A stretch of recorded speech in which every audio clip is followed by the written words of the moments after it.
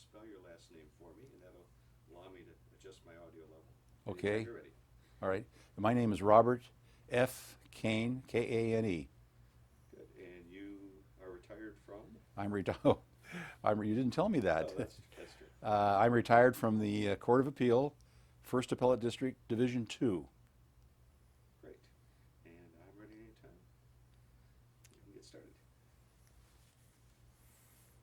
It's my pleasure today to be talking with retired Associate Justice Robert F. Kane of the Court of Appeal, First District, Division 2. My name is Steve Vartabedian, and I am an Associate Justice of the Court of Appeal, 5th District.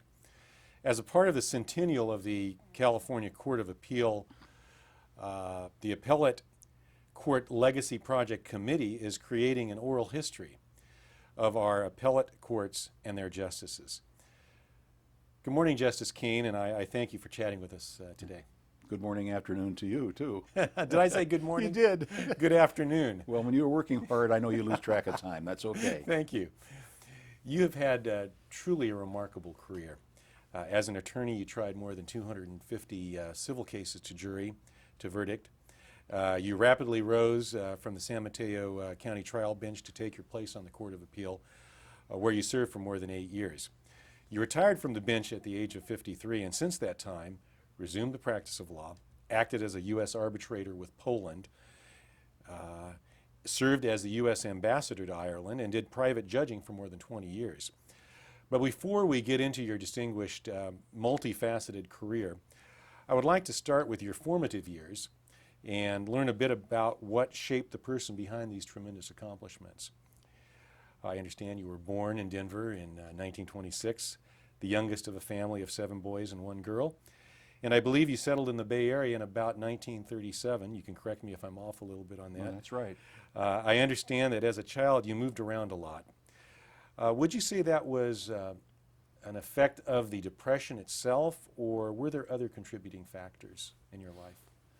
Well, I think the Depression was a major factor because my mother died when I was a year old, so that was in 1927.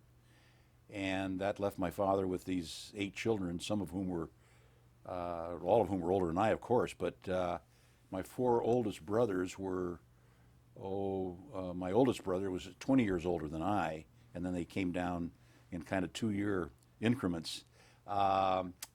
And so what to do with me, of course, was a kind of a big issue. I'm getting a lot of this from history myself. Initially my mother's very good friends in Trinidad, Colorado, took me in for a year, and I lived with them. And I'm told they wanted to adopt me, but my father didn't want to break the family up and wasn't about to let me go. So after that, at some point in time, maybe 2 or 3 years later, my father remarried, and we had a stepmother. And so there was a little stability there, but then I also lived at different times with uncles and aunts, and then later on as my older brothers became married and so forth, they pitched in, and of course my sister basically raised me almost from the time I was born until I finished high school. She was always in the picture, and she was about 8 years older than I, so she was just a youngster herself. But so she was sort of the surrogate mother in the overall picture.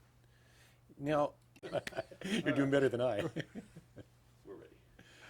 You mentioned that your mother died when you were 1, and I understand that your father remarried, but even your stepmother passed away after a short period of time with the family. I can imagine it was very difficult for your dad with so many children.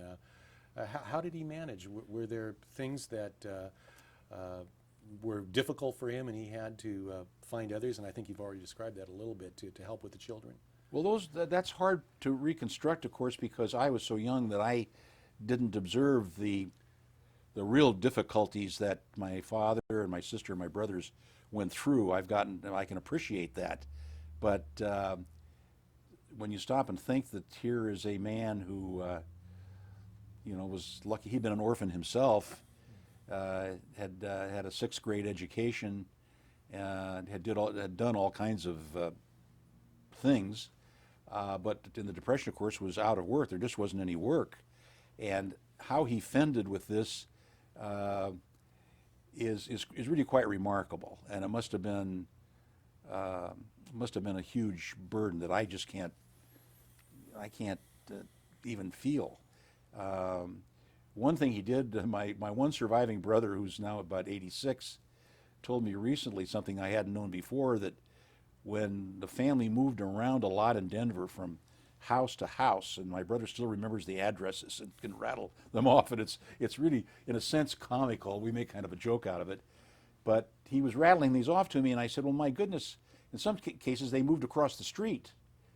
And I said, well, what was that all about? He said, well, he said, Dad didn't have a job, and he finally hooked up with a real estate company and was selling homes, and he would sit in these homes and show them to people and try to sell them. And of course there was no real estate market going on in the Depression, but at least he had a place. But he'd move the family into the house. He said sometime we'd be there for 2 or 3 months, and then the man would decide that he would sell the house, or he's going to take it off the market. And he said Dad would then find a place across the street. So there was a lot of that went on. That's the first time I heard about that. But that was the kind of the picture that was going on. So a lot of these things you learned many years later. Yes, I mean, I was in the siblings. package, but I was not old enough to appreciate it. Now you've mentioned your sister, your only sister, your sister who's, I believe, was about 8 years older than you. Yes. She and her husband, your brother-in-law, John Burke, had a big impact on you, I understand. Please describe the relationship that you had with them for us. Well, I would say that's absolutely right. I think my brother-in-law, John Burke, is probably the most influential person in my life. And incidentally, was quite a great influence on son Steve. They were very close. My brother-in-law and my sister were unable to have children, and when they were married in 1939, they took me into their home. And the prior year, I lived with an older brother and his wife down in Tucson, Arizona. But then when my sister and John married, they settled in Burlingame and wanted to take me in, and I was ready for high school. And I had gone to some grammar schools in Burlingame, so I knew Burlingame. I'd lived there for a couple of years before I went to Tucson. So I wanted to go to Burlingame High School in the worst way. It was a very good school, and the friends that I had were all going there. And my brother-in-law wanted me to go to Bellarmine Prep in San Jose. He thought I needed some discipline and some guidance by the good, strong Jesuits at Bellarmine. And I would have to take the train down there. And I begged and pleaded and made a deal with my brother-in-law that if they let me go to Burlingame, that I would study hard and get on the dean's list and do all the right things. And so they bought that and let me go to Burlingame, and it did. I had a wonderful time at Burlingame High School, and my brother-in-law is an unusual, God rest his soul, an unusual individual. He went only through junior college. His aunt, who raised him in San Mateo, because his mother had also passed away when he was quite young. His aunt raised him, and she was a school teacher, well known in San Mateo. And John had he's had an absolutely innate sense of right and wrong. He had a very high moral sense. He was a voracious reader. If one were to talk to him, you'd think that he had been a student of the classics. I mean, he knew literature, he knew science. He still remembered all the theorems in geometry when I was going to high school, and he'd been out of high school, 20 years. That's just an example. And we've often commented in the family that it's a shame that John was not a teacher at some school. He'd been a marvelous teacher and a great philosophy of life and able to communicate. So he just set such a great example and assisted me in everything I did. I mean, he, to the extent I became a student, he was responsible for that. I recall one time he said he'd pay me a nickel if I would read Time magazine, which was a very, very good magazine at that time in my judgment. And of course I had no interest in reading Time magazine because I wanted to play football or whatever. And but I did, and he paid me, and I kept it up, and it was worthwhile. You know, before your sister passed away, I've been told, and this was a couple of years ago at the age of 86, I've been told that she would often say about you, her brother Bob, that you were always a happy kid in spite of the hardship you endured. To what do you most attribute this positive attitude? Well, I think going back to John Burke, a lot of that was instilled by John, who instilled in me, you know, a strong faith. I think I've thought about that, and I think that's it. And of course, I recognize that some people are happy and some are more pessimistic, you might say. Part of it is nature, I suppose, but I've been around an awful lot of good people and had you know, things to admire and to appreciate. I've had a lot of blessings. A lot of good things have happened to me. This is not a bleak picture at all in my mind. I think the Depression was terrible. I wouldn't wish it on anybody, but I have to say that I think it gave me a real appreciation for what it is to be poor and how you have to scratch out of it. In fact, as a sub-teen and as a teenager, I understand you held a variety of jobs.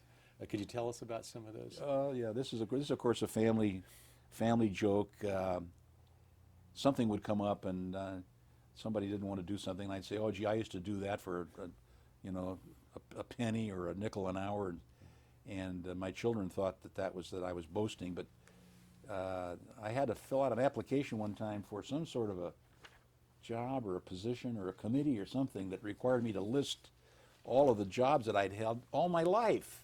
So I did that, and of course it came out, and a lot of people of my generation would have the same kind of list, I'm sure. But you know, it started out, I started to work, my first job was, I was age 8, I got a job as an usher in a neighborhood theater in Denver, and my pay was to be able to see all the movies that I wanted, and I got a free hamburger at the little place next door once on the weekend. That was it. There was no monetary pay. That was it. Well, I was delighted to have that. And of course, I've sold papers, delivered papers, driven a dump truck, you know, worked on the railroad, worked on ships, helped build ships before, in World War II in the early part, before I was old enough to go in the service. I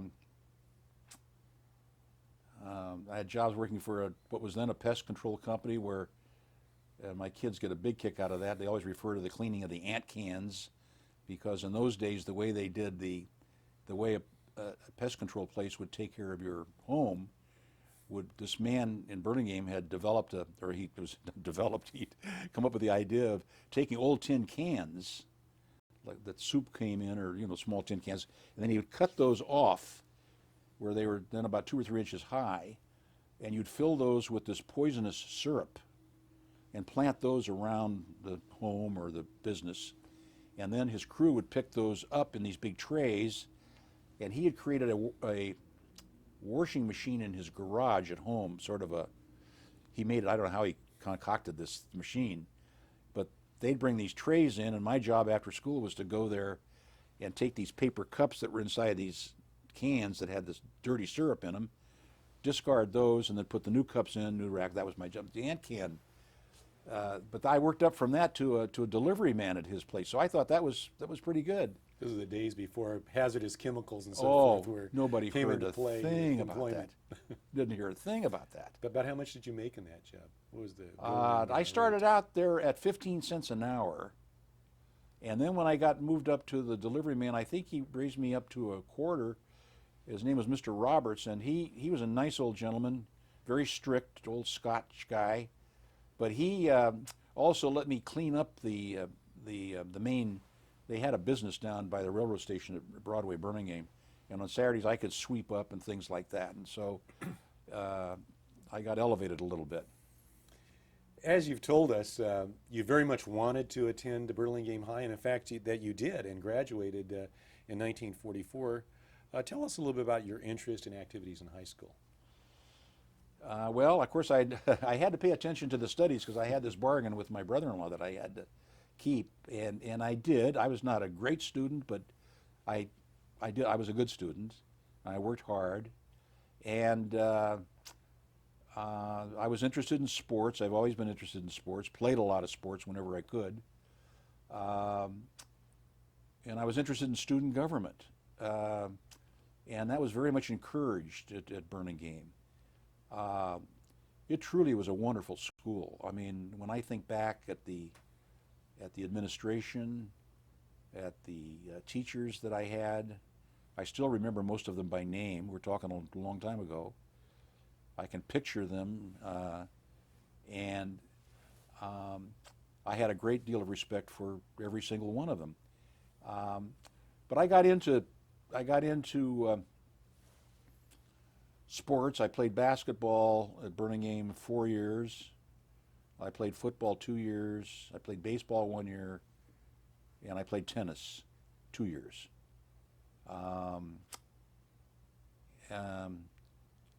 I was even in a school play. I remember that.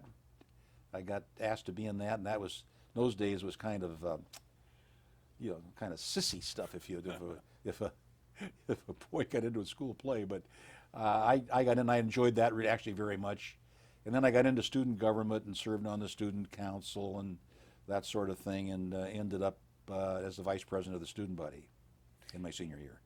You evidently had planned on pursuing a pre-dental education after high school, but like many of your era, your education was interrupted by World War II, and you served in the U.S. Navy.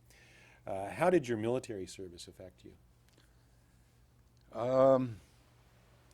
Well, I think the main thing in thinking about it is probably maturity. You grow up pretty fast, I think, when you go from pretty much open freedom to a point where you have to submit to discipline, regularity. You have uncertainty about your future. I mean, we certainly didn't know what was going to happen. I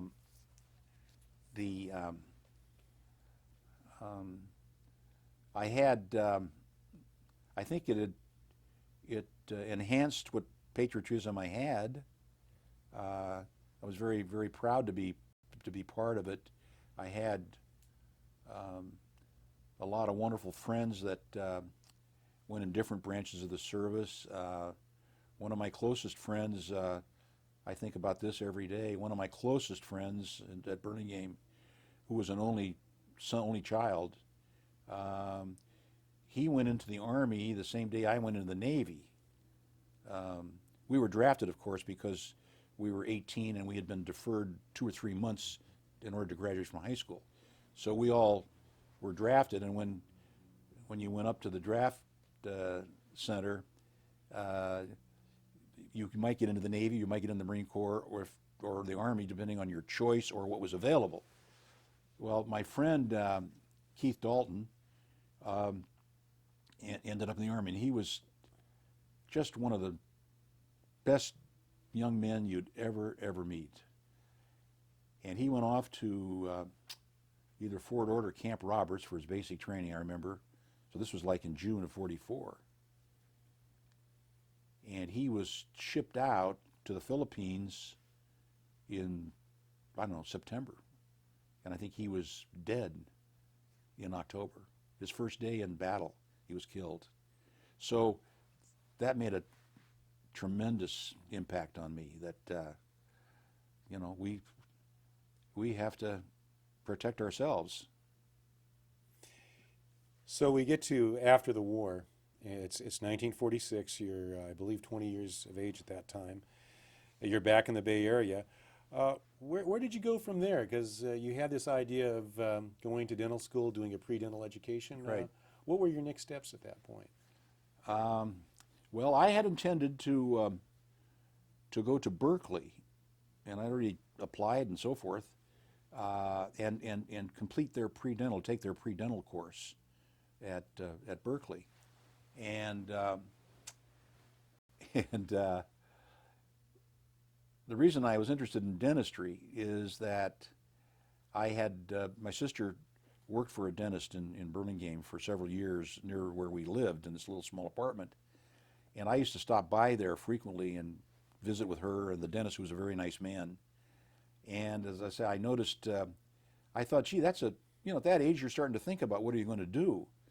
And I thought, well, gee, this looks like a pretty good life, because there he was, he's in a nice white coat, his fingernails are clean, he's calm, he's going to play golf on Wednesday afternoons, and he seemed to have, a nice car and a pretty good life. I thought, well, gee, that ought to be pretty interesting. And he encouraged me.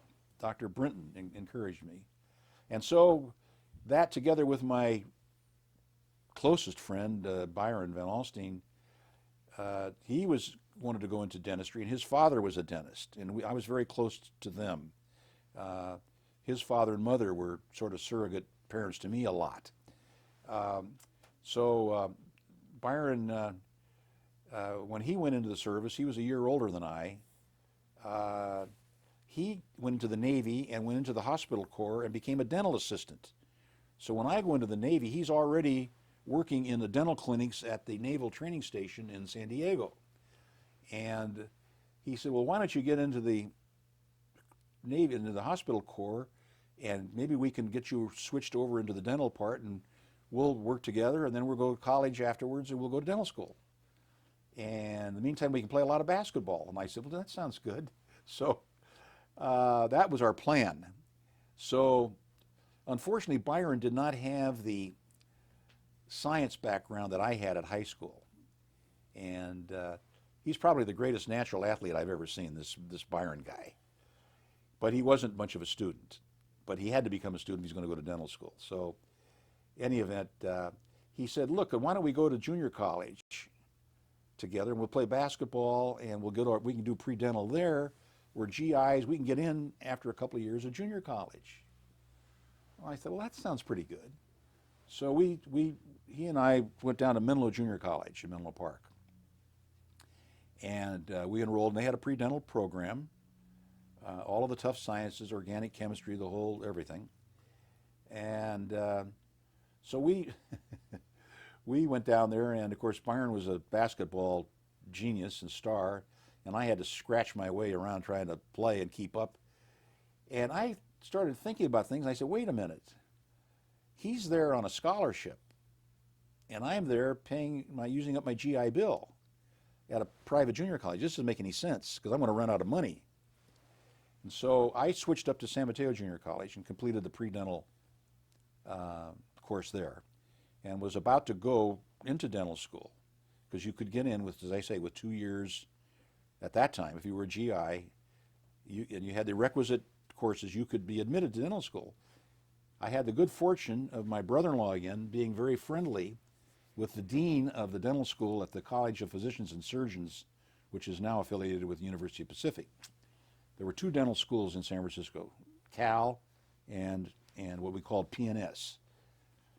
So we talked to John Tacchini, the dean of the dental school, and he looked at my transcripts and so forth. He said, well, you're okay, but he asked me about how I was with my hands. What's your manual dexterity? I told him I really didn't know. I never really worked, other than I worked with my back most of the time. And he said, well, let's find out. So he gave me a block of plaster of Paris with a diagram of a jaw with teeth and a vernier caliper and some other tools, and wanted me to carve out a jaw and the teeth per that diagram. And I slaved over that. thing. And it was terrible. It looked like the Neanderthal man or a caveman when it came out.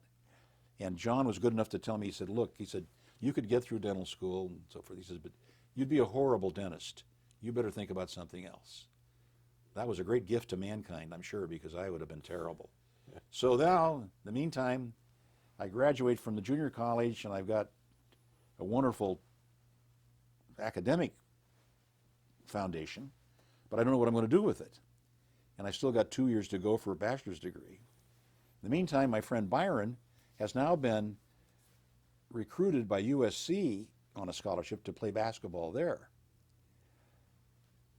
And he talks me in again to going down to USC. He says, oh, you come down there, we'll play basketball? You can. Well, I went down there, and that lasted a semester because I was still, now I'm paying tuition again. The coach at SC got me a job in a box factory down on La Cienega Boulevard or someplace down there, which helped. But in the meantime, I didn't know what to do. And I'm taking history courses and this and that and the other thing, and I thought, what am I going to do? Am I going to be a salesman, or am I going to be what am I going to do? I don't know what career is available for me. So I went to the Veterans Administration and took an aptitude test. And it came out, real estate, a few things like that. Law was there. Law was but I hadn't thought about law. But I had friends who were going to law school, mostly in San Francisco. And I decided, well, that sounds like a reasonable approach. I think that's better than going ahead and getting a bachelor's degree in business administration. I'll at least be able to use the law degree for something. So I applied, and then I was accepted for the next September. So I came back home to the Bay Area and spent the spring semester in the undergraduate department of USF just to kind of kill time. I had a couple of part-time jobs. So I started law school in September of '49. So based on the aptitude test, the fact that some friends were involved in it, you decided to go into law. Did you have any idea at that time what it was like to practice law? Didn't have a clue. And we didn't have, TV programs, dramatizing the practice. I really didn't. Everybody told me how hard it would be, how different it would be to study. They threw up a lot of challenges, but I said, I'm going to give it a whirl. And for people who had served in the military, did the same rule apply, I guess, that you could have a 2 years of education and an Associate of Arts degree to get into law school? Yes, and I actually had 3 years, but I could have gotten in, but they weren't starting any classes in the spring, so I had to wait until September. So it was great. And I understand that, well, I guess it took you 2.5 years to finish law school, Yes. and it's during this time that you meet your wife of now 55 years, Mary Catherine, while you're in law school. So that was quite an important time for you, to say the least. Oh, definitely, it was. Both in career and your meeting your wife. Well, I fell in love. I really did. I fell in love with the law, I mean, I was fortunate also, because I needed, but I also was fortunate in getting a part-time job with the law firm of Bronson McKinnon down in San Francisco downtown. At that time, they were a firm of about 12 or 13 lawyers, although probably the most prominent trial firm in San Francisco. But they had not like today where there are law clerks all over the place. They didn't have law clerks as such. The firms didn't have that. They had what they called a calendar clerk. Bronson did, a calendar clerk who kept track of all the lawyers, particularly the trial lawyers' cases in terms of motions and when things are due and not due, and a messenger clerk who would deliver all of the papers for filing at the courthouse and also serve other lawyers in those cases. In those days, they didn't serve things much by mail. Everything was by personal service, and you'd get receipts. So I spent a lot of my time my first job was as the messenger clerk, which was the lower on the ladder, and that was running all around San Francisco. I got to know all the law offices that were existent at that time, how they operated, got to meet a lot of the lawyers, having them sign these receipts for service, out to the courthouse, meeting all of the clerks, learning how to file papers, where the files were kept, how to get access to a file, what the time limits were on service and jurisdiction and things like that.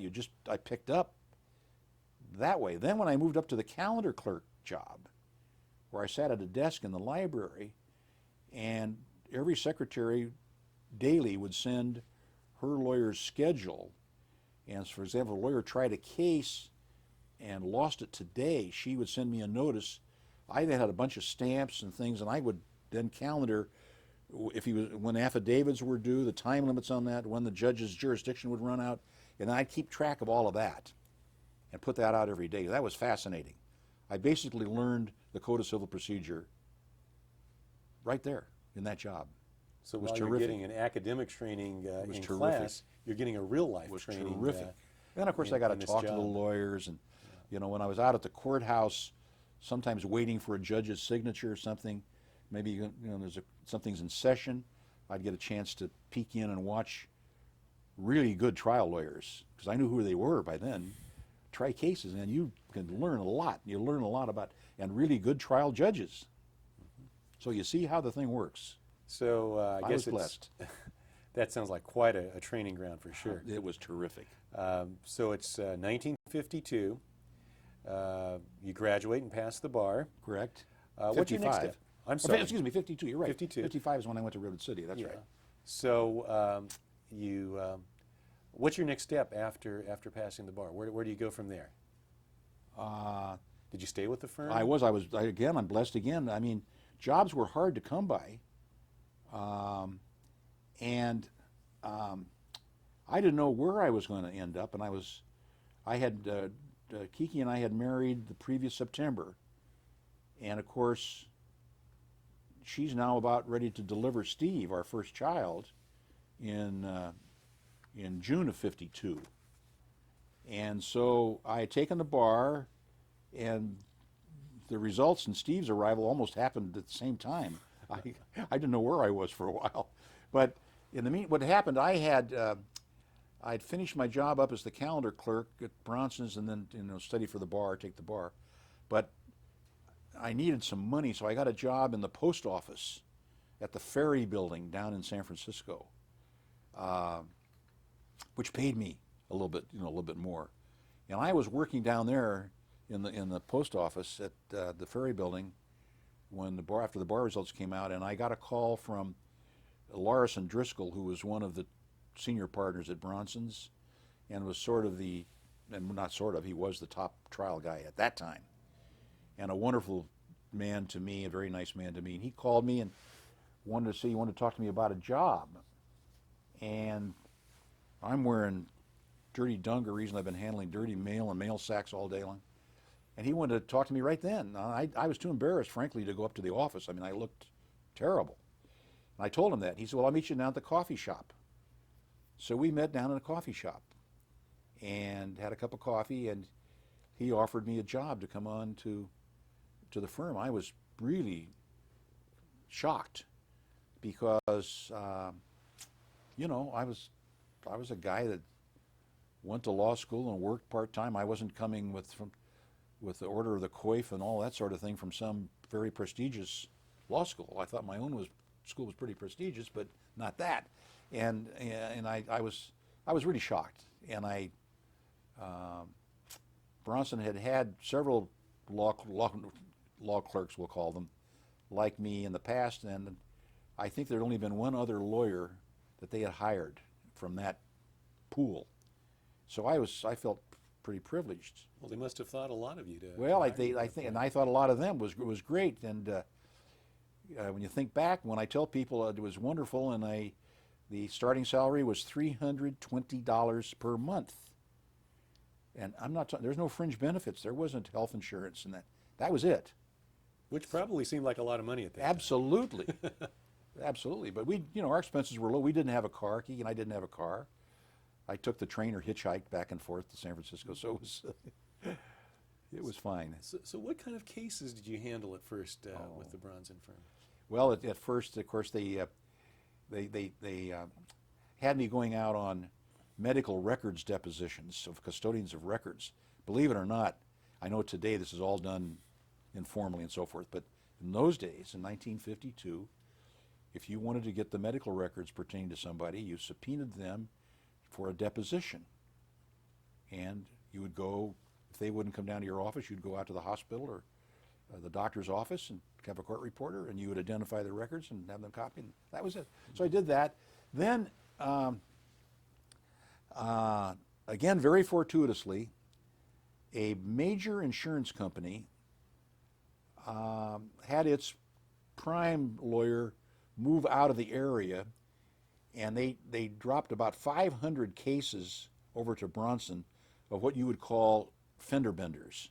These are property damage automobile cases. You know, A hits B in an intersection. No, as I say, no personal injury, just auto damage. It's basically a fight between two insurance companies. One insurance company has been subrogated to the rights of the one. They bring an action. Because this is the days before interinsurance arbitration and all of that. So these battles got fought out in either the municipal courts or in the justice courts, wherever was the proper venue. And so they brought, I think it was 500 approximately of these cases, and dumped them into Bronson's office. And so they picked me, and later Eddie Bronson Jr., the two of us, I think, handled most of those. So that was wonderful because it gave you the experience of going out and, quote, trying contested cases, although not before a jury. Sometimes the justice of the peace who would be trying this wouldn't even be a lawyer. I mean, I tried the case in a barber shop one time, I remember, and it was the barber. He was the judge, but he was good. He did these things, and he knew what he was doing. So Hopefully he wasn't cutting someone's hair at the same time. no, we have an adjournment for that, but they didn't last that long either. These cases didn't last that long.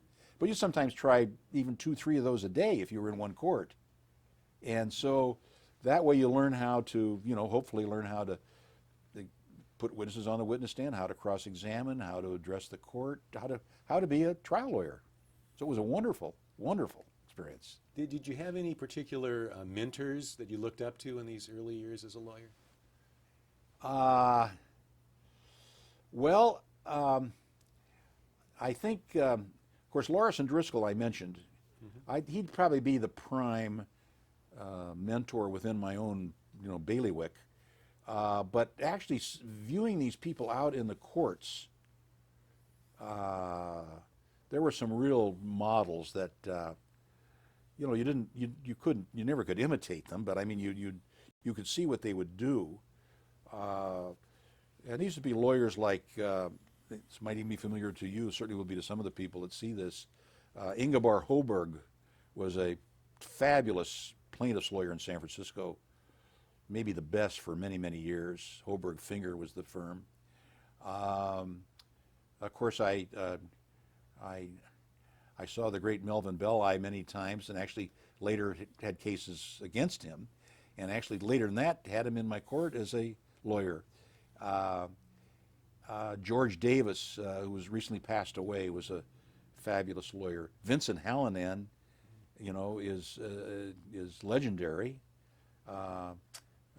Paul Dana was a fantastic trial lawyer.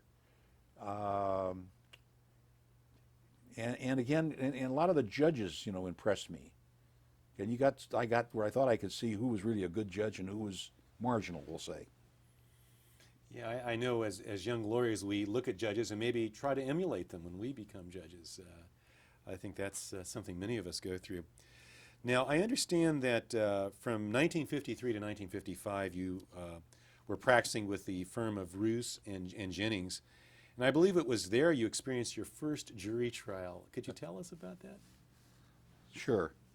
Les Roos and John Jennings were two wonderful lawyers who had an office in the Mills Tower, which is where the Bronson firm was, where I was. And I got to know them. You knew everybody in the building. The Bar Association actually had its lounge on the top floor of the Mills Tower, and so there was a lot of camaraderie there. People congregated there. And they had a mixed practice. Les Roos was he's of the famous Roos family, the Roos brothers and Roos Atkins and so forth. Les Roos was a very fine lawyer, a very good trial lawyer, a very good general lawyer. He was a Harvard-educated lawyer. He did some insurance defense work, not much, but some. John Jennings was a brilliant labor lawyer. He was a Stanford man all the way through. He represented some of the major maritime unions for many, many years. The largest one being the Sailors Union of the Pacific, which was a huge labor union. In fact, he spent most of his time down at the union headquarters. Les Roos wanted some help on his work. John Jennings needed some pretty badly because he only did the labor work. He didn't want to do all the other collateral things that would come from the sailors and that came in and wanted to see their lawyer. So they talked to me about coming in there and being able to broaden my practice, and it was a very painful decision for me to leave Bronson's because I'd had a wonderful time there going through law school, and then for a year and a half or so as a lawyer. There wasn't any reason for me to leave other than the fact that the opportunity at Roos and Jennings looked too attractive. It looked wonderful. And they were both men whom I admired. So I agreed. So I went to work with Roos and Jennings, whose office was very unpretentious, wasn't maybe much larger than this, and they had they did each have a separate office, but they were very small, and there was no office for me. So I had a little table in John Jennings' office that I could work at when he was there. When he was not there, then of course I could move into his chair. So, in any event, I was happy doing all sorts of things there. I had divorce cases, I had probate cases, little business cases, and John Jennings and Les came to me one day and said, we've got a case that has to be tried this summer because we're coming up against the 5-year statute. It's an old seaman's case that we filed against a shipping line under the Jones Act for unseaworthiness causing injury to this particular sailor, this merchant seaman. And I thought, gee, this is wonderful. I mean, great, I finally get to try a jury case. And I'm going to be on the plaintiff's side and have a real client. I thought this was wonderful. And so they dug out the file and handed it to me. And of course, here it is. It's now about 5 years old.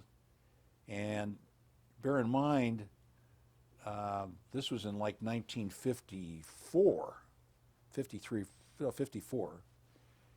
And so this is prior to discovery. Up until that time, you could take the deposition of the parties. A plaintiff could take the deposition of the defendant or its agents, or the defendant could take the deposition of the plaintiff.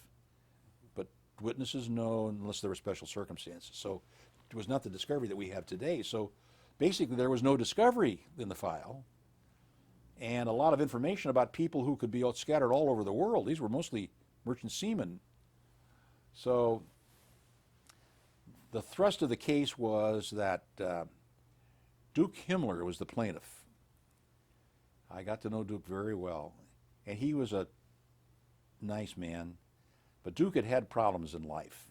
He'd been a fighter, he'd been a wrestler, he'd had a conviction for, I think, involuntary manslaughter arising out of a fight in some bar, someplace in some seaport.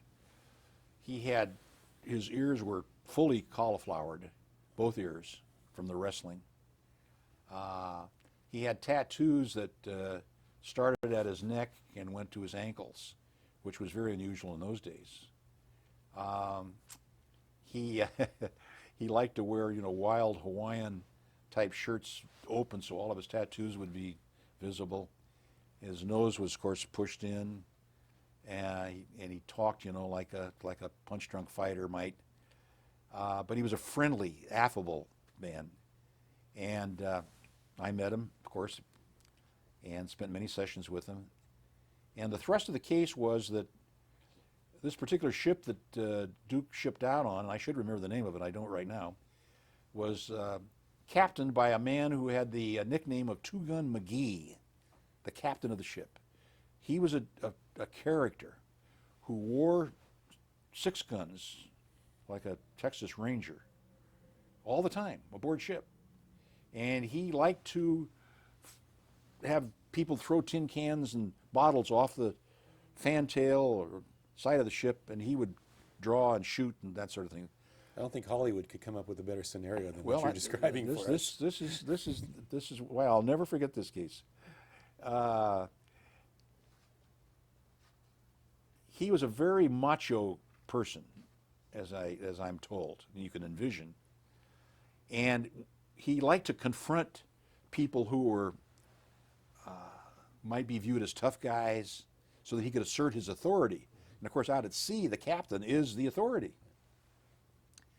So what happened is that he heard about Duke Himmler and Duke's background. So he apparently decided to have a crusade to prove to Duke and the rest of the people just how tough Two Gun McGee was versus poor old Duke Himmler. So when they would walk down a gangway in opposite directions, he would move over to where in front of Duke's path, and then when Duke would move over, he would get in front and confront him, just that sort of thing. And ultimately, the crowning blow was Duke was chipping paint on the deck one day, sitting on a bucket, chipping the paint. They did that in those days. Prior to painting, you have to chip the old rusty stuff off. And the Captain Two Gun McGee was having some of the other shipmates take these empty beer cans, and throw them out over Duke's head, and then he'd fire. And Duke just blew his cork. And they had to restrain him, and they took him off in Weetalk or someplace down in the South Pacific, and got him over to a hospital, and flew him back to San Francisco, where he went to the Public Health Service Hospital, which is out by Fort Myer. It was out by Fort Myer, and ultimately down to the big one down in Texas. So John Jennings had filed a lawsuit for Duke against the shipping company on the theory that having a captain with this sort of aberrant behavior, and knowing that he was like that, made the ship, in fact, unseaworthy. It was a kind of a novel theory. But he had some support for it. But it had languished all these years. So now they come to me and say, you're the guy to try this case. Well, I could see that it wasn't going to be at all easy, but I was so thrilled with the chance of being able to go into court actually and try a case that I was ready to go. Then I find out, as I get in the file, that the defense lawyer in the case is a man named George Lieberman. The firm was Appel, Lieberman, and Leonard. Absolutely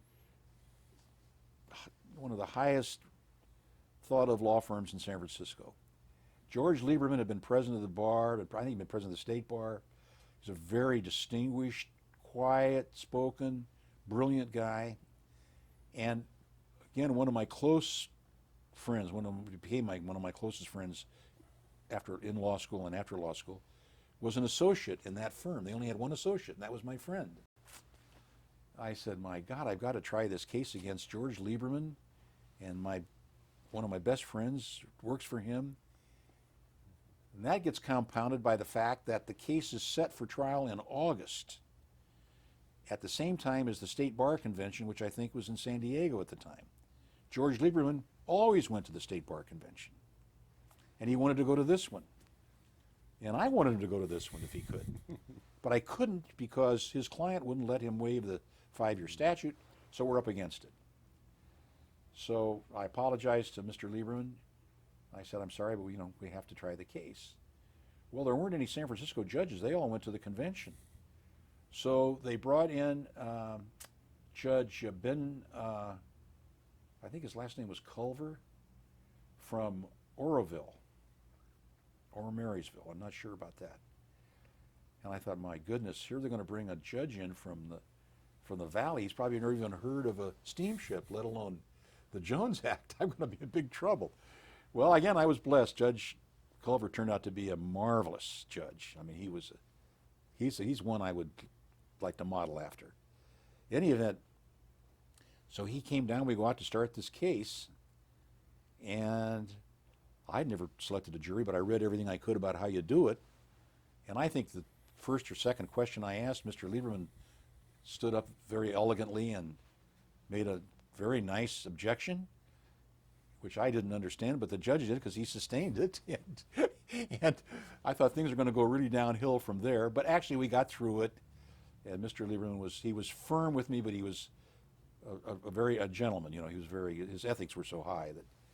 Any event, so we tried the case, and poor old Duke Himmler, I went out and bought him a suit at a place on Kearney Street. They used to have a place called One Price Suits, and you get a suit for $19, and a shirt and a tie, and I got him some longer socks to cover up the tattoos if he pulled his pant leg up.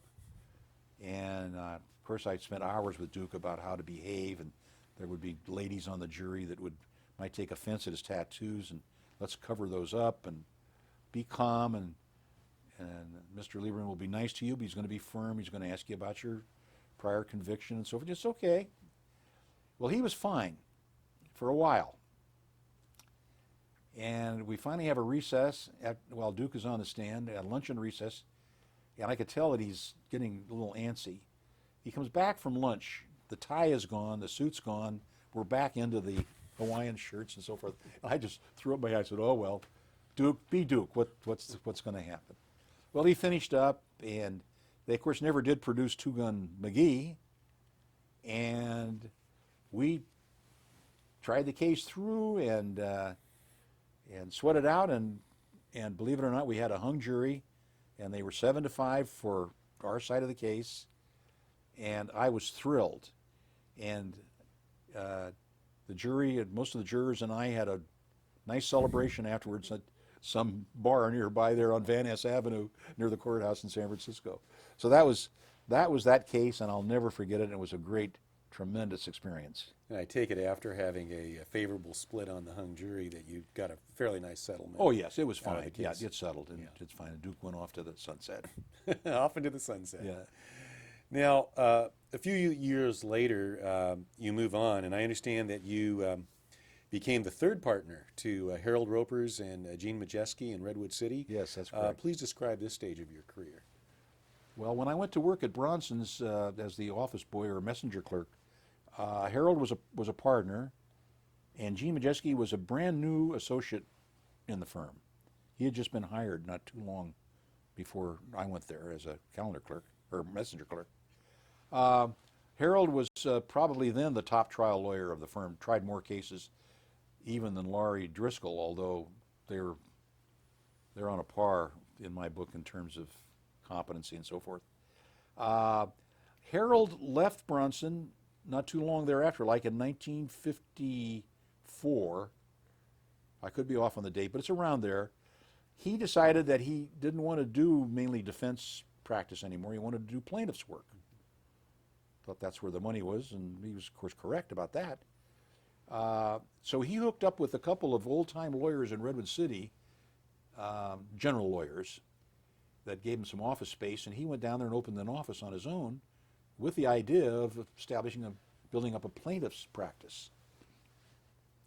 There wasn't any such plaintiff's practice between San Francisco.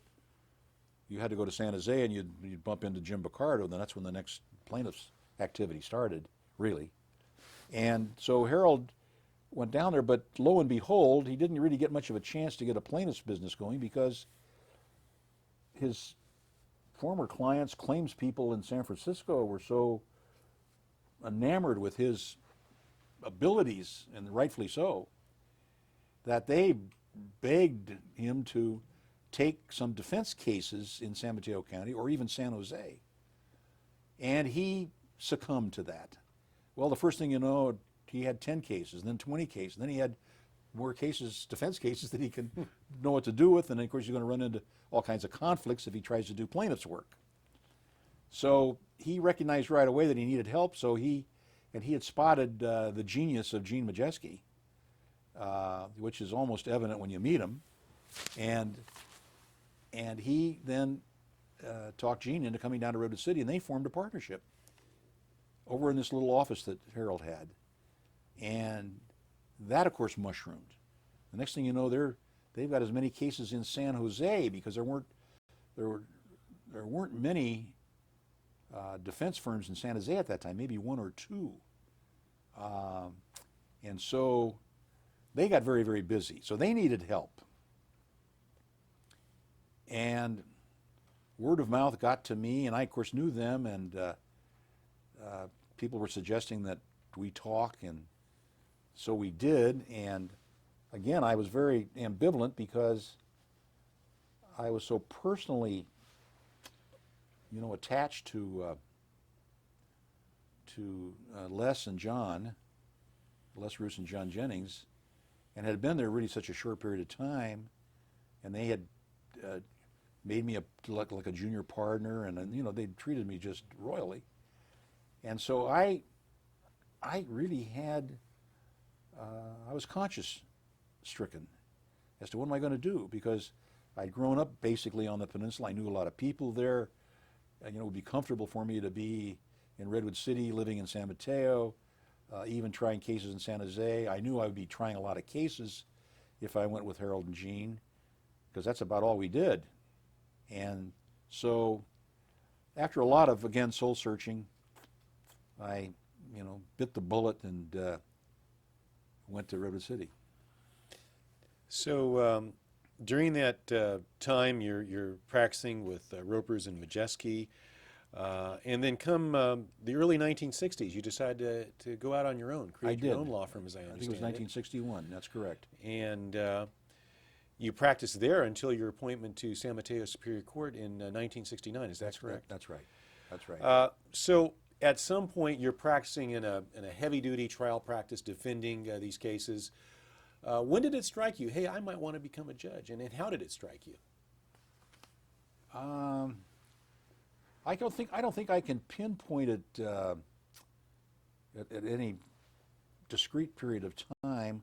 I think just over a period, trying so many cases, being in so many different courtrooms, seeing so many different judges and different personalities, and I guess vanity creeps in too. And you say to yourself, "Gee, I could do a better job than that," or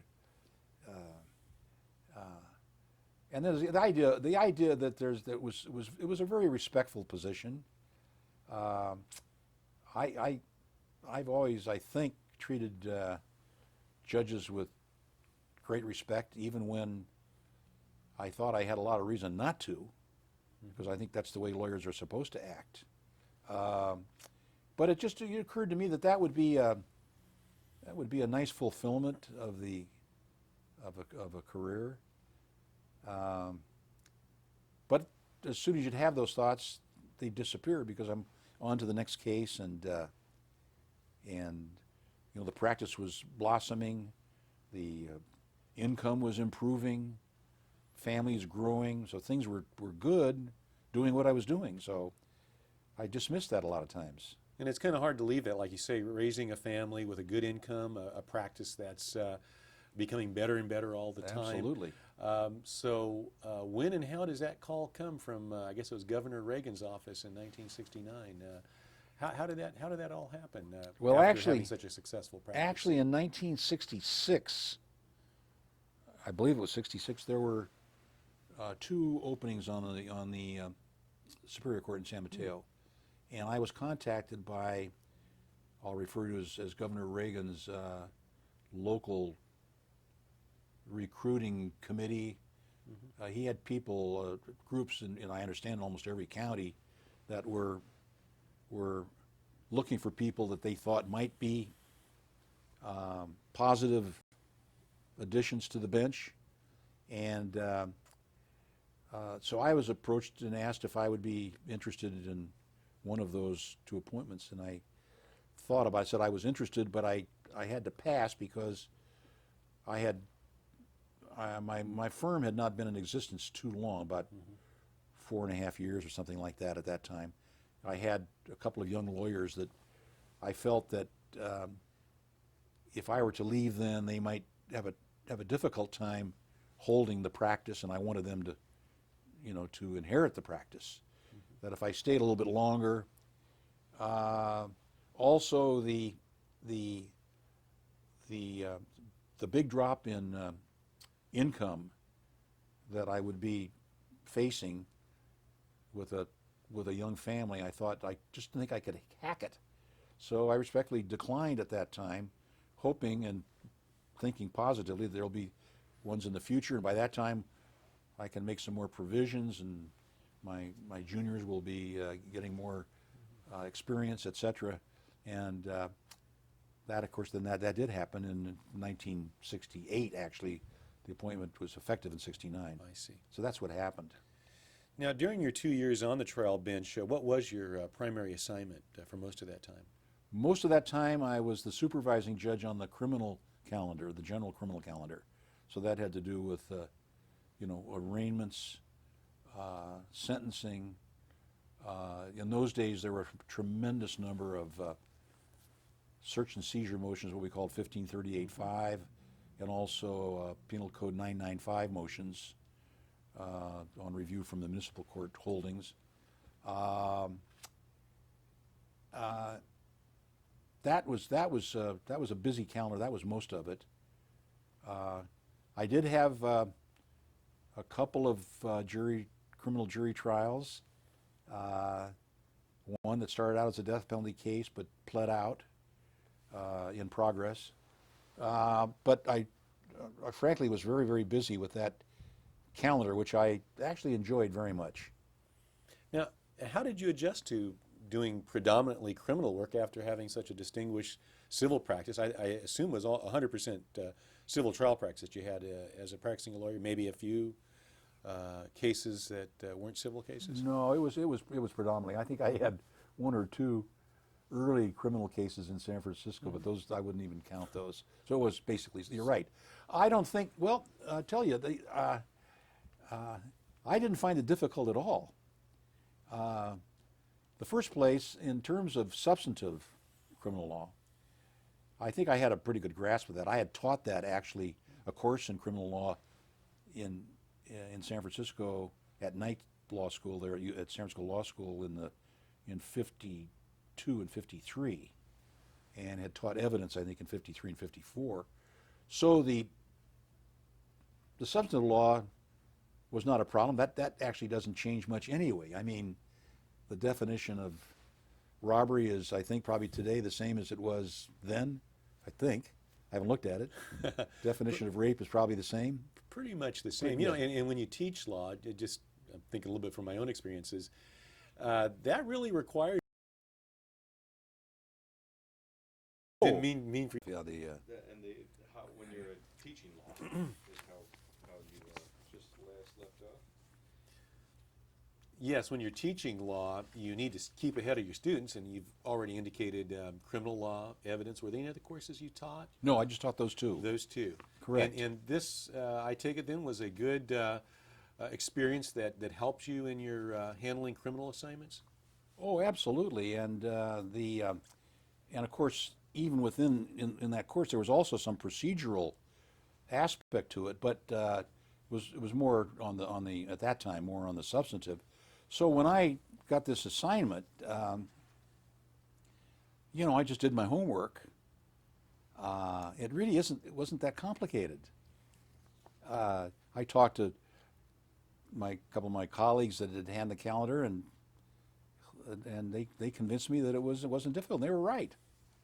Now, of course, there was a lot of plea bargaining that went on, so I was involved in that, of course. That was another adjunct of it. But the number of pre-sentence reports and probation reports I've read is voluminous. You take those home at night and read them. I did. I mean, I think most judges do. I think most of us have had that experience. It's a very challenging. At that particular time, in 1969 and 70, that was a kind of a tough time for the courts, because that was when there was a lot of resistance. We had the free speech movement had generated a lot of resistance, so we had a lot of lawyers that came into court and would challenge things and make things difficult, and so I found it a very challenging but a very good experience. You learn a lot about people in that job. That's for sure. So, as you're continuing in this work, how was it, and what were the circumstances, perhaps, that you learned you were being considered for elevation to the Court of Appeal? My recollection on that is that Ned Hutchinson, who was then Governor Reagan's appointment secretary, and whom I knew, of course, because he'd been involved in my appointment to the Superior Court, called me, and I'm pretty sure it was a phone call. He might have been a face-to-face. I don't remember that. In any event, Ned advised me that Justice James Agee, who was a justice on the Division II of the First District, had announced his retirement. And that was going to be an opening, and would I be interested in that? And I said, obviously, sure. I mean, I like this judicial career, and if that's an advancement, I'd love to be considered. So that's really where it started. So you are appointed to the to Division II of District 1, and when you arrived there, the presiding justice was Daniel Shoemaker. Yes. And he retired shortly thereafter, but did you have any recollections, either from practice or from your experience with him on the bench, Justice Shoemaker? Yes, I remember Justice Shoemaker very well. We became good friends. My first memory of him, I'm not sure whether he was ever a municipal court judge in San Francisco or not, but I do remember him when he was a Superior Court judge. And I appeared before him, I believe, on law and motion matters early on in San Francisco, like in 52, 53. And then he went to the Court of Appeal. And I think I argued one case in the Court of Appeal in that division when he was the presiding judge. Because I seem to have a recollection that he was a little tough on me. I didn't particularly like my position in the case, but he was a good judge and a good, nice man, very nice man, and so he retired.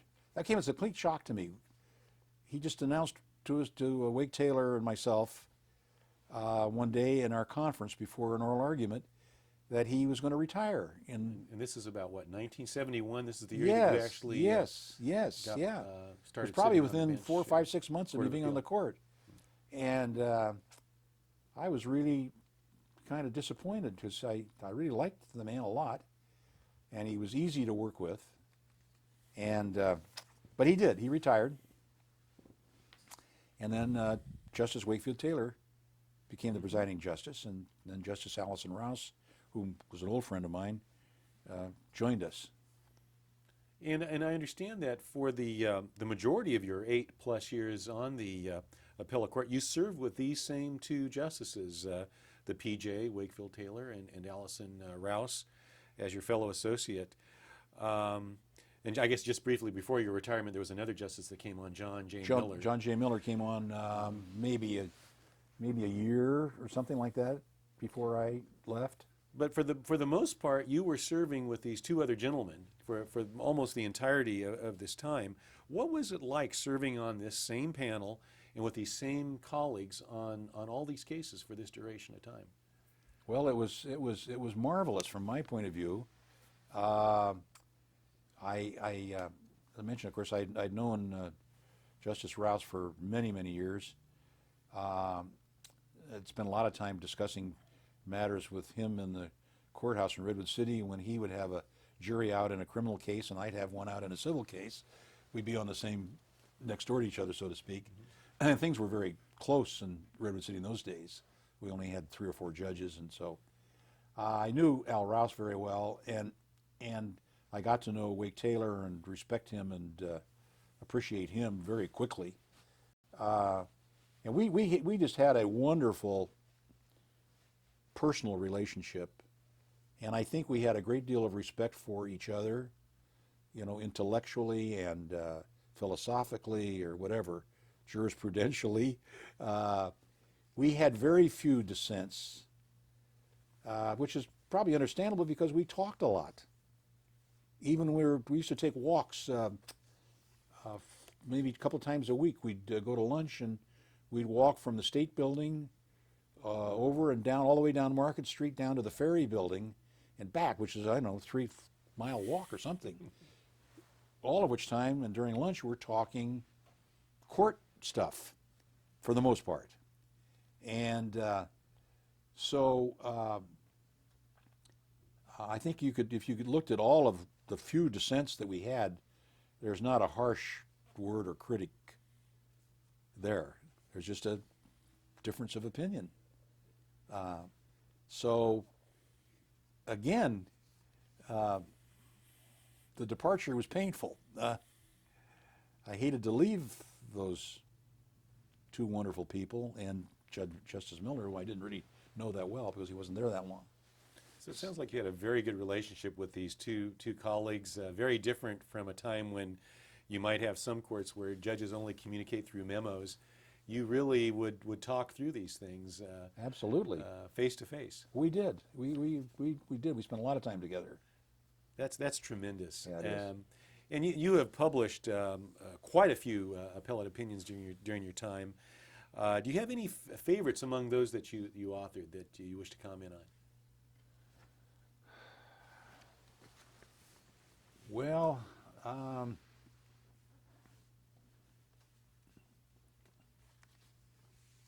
there are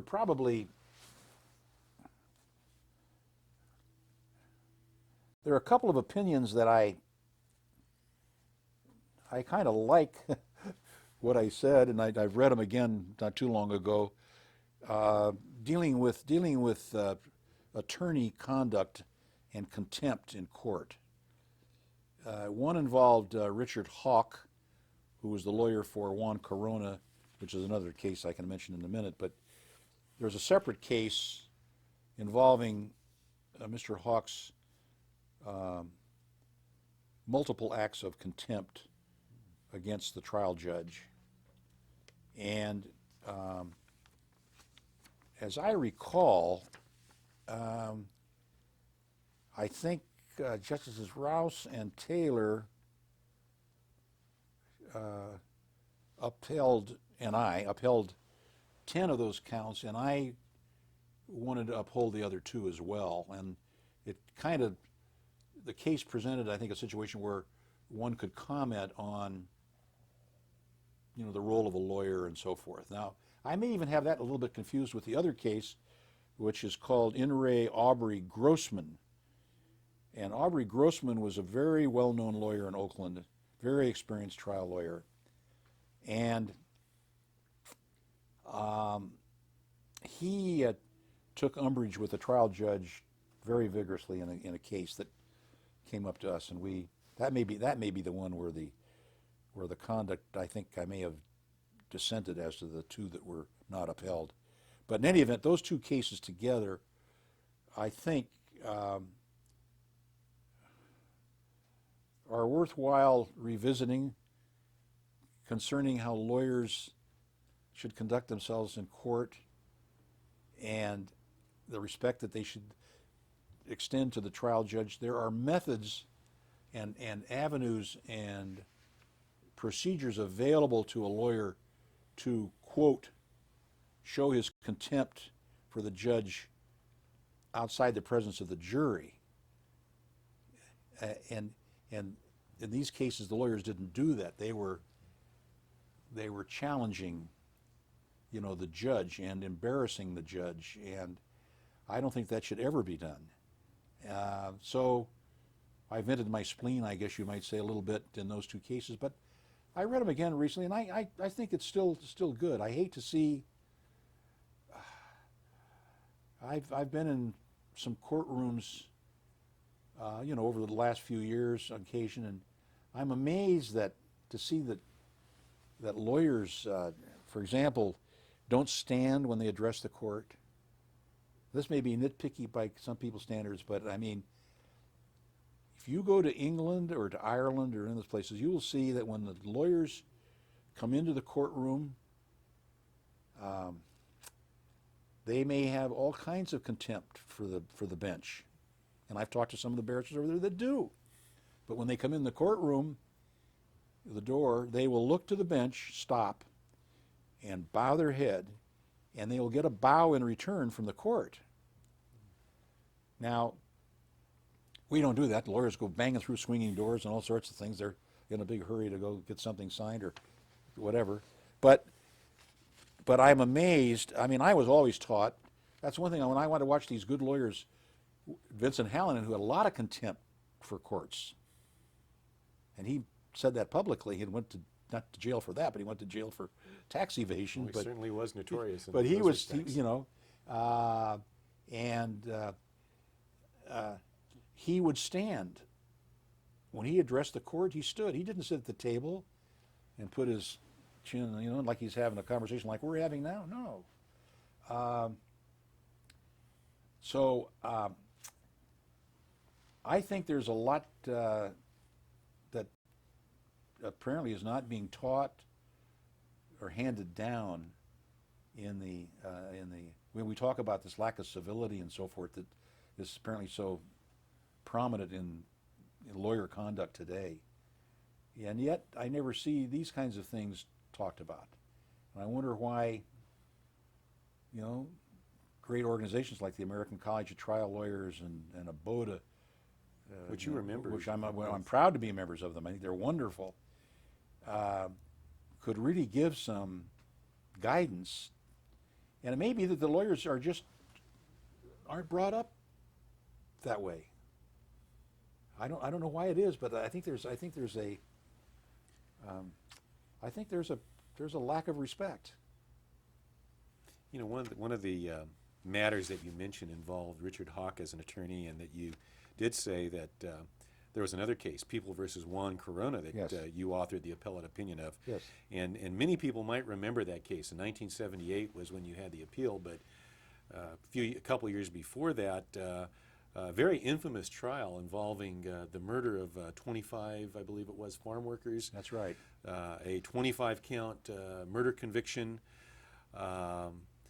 And there were some issues about the effectiveness of defense counsel in that. Could you tell us a little bit about that case? Yes, the Juan Corona was a farm worker supervisor, we'll say, who arranged the contracts for farm workers. And he was charged and convicted up in Yolo County, I believe it was either Yolo or Yuba. 25 counts of murder where he had killed and buried these farm workers. It was probably the most notorious case. I mean, for a decade or longer. In any event, it found its way into our division for review after conviction on appeal. And in the course of that, there had been a lot of items of contempt, a lot of misconduct that had been assigned on the part of counsel, and the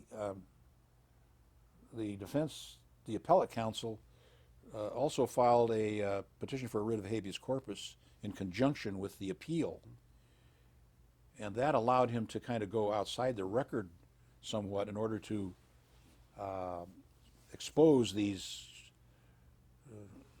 items of misconduct and misrepresentation of adequate counsel. And so we had that whole package, which was a huge transcript. I remember when they wheeled it in on the dolly with the transcripts, and my law clerk took a look at that, and so we got our work cut out for us here. And in the sequence of things, it fell to me, it was assigned to me to work the case up for the panel. And so needless to say, we spent a long time reviewing that. And unfortunately, it became very clear that that Mr. Corona, while clearly guilty, I mean the evidence of guilt was overwhelming, which we said repeatedly in the opinion, I believe, was really not represented by competent counsel. There were many instances, I can't recall them all, but some of the more flagrant things you might say, Mr. Hawk did. One thing he did, he obtained a waiver from Juan Corona of all of Corona's literary rights that might ensue from a book or whatever, movie rights, and in that waiver, or in that assignment, I should say, was a waiver of the attorney-client privilege. So Juan Corona was asked by his lawyer, and he did, waive the attorney-client privilege so that Mr. Hawk was free to talk about any conversations, whatever he had. That was one very glaring, and I could list a lot of others. He had the record on. What we did is we assigned the habeas corpus to a retired judge as a referee, who conducted an evidentiary hearing at some length, and then reported back to us all of what went on surrounding and in the trial, which was overwhelming evidence of ineffective assistance of counsel. So we were unanimously convinced we had no choice but to reverse. And of course, you know, we were aware that there's going to be some public disputation of this decision. There's going to be complaints about how much it's going to cost. It did cost. They had to retry him. But the fact of the matter is that he was clearly denied his right to counsel, and he was entitled to a new trial, which he received. So I think it was the right decision, and I think even people that would disagree with me on a lot of things went out of their way to say they agreed with me on this one. So that made it feel a little better. Yes, and that was certainly a case that a lot of people were following as a very notorious Right. murder case, as you said. Well, I think you asked me about other case. The one other case I want to mention that's, and perhaps the most significant one in my mind, certainly selfishly in my mind, is a case called People versus Tanner. It's a Supreme Court case now, and it can be found in 24 Cal 3rd. But we had it in the Court of Appeal, and it became a public subject, which is too bad, but it certainly ended up in the right result, both I think jurisprudentially and personally for Mr. Tanner. What happened was it was a conviction of an armed robbery of a 7-Eleven store in East Palo Alto by Mr. Tanner, who used an unloaded gun, but a gun, to rob the clerk. I think it was a small amount, $40, $50. It turned out that Mr. Tanner had been a former employee of a security firm that provided security services to 7-Eleven. And according to Mr. Tanner, he was doing this job on his own to demonstrate to the 7-Eleven people the need for more security to enhance maybe his former employer's business. Anyway, that was his story. It has some logic to it when you think of $40, and in addition to which he told the clerk, be sure to get a good look at me because I want you to be able to identify me. So he was in effect asking for an arrest, which ensued shortly thereafter. But he's charged with the offense, and goes to trial in Redwood City, and He's convicted. He's properly instructed by the court that it's up to the jury to make a finding as to whether or not he used a gun in connection with the crime. And the jury came back affirmatively on that, convicted him of the... okay, now that promotes a mandatory prison sentence according to the section of the Penal Code, and makes probation unavailable.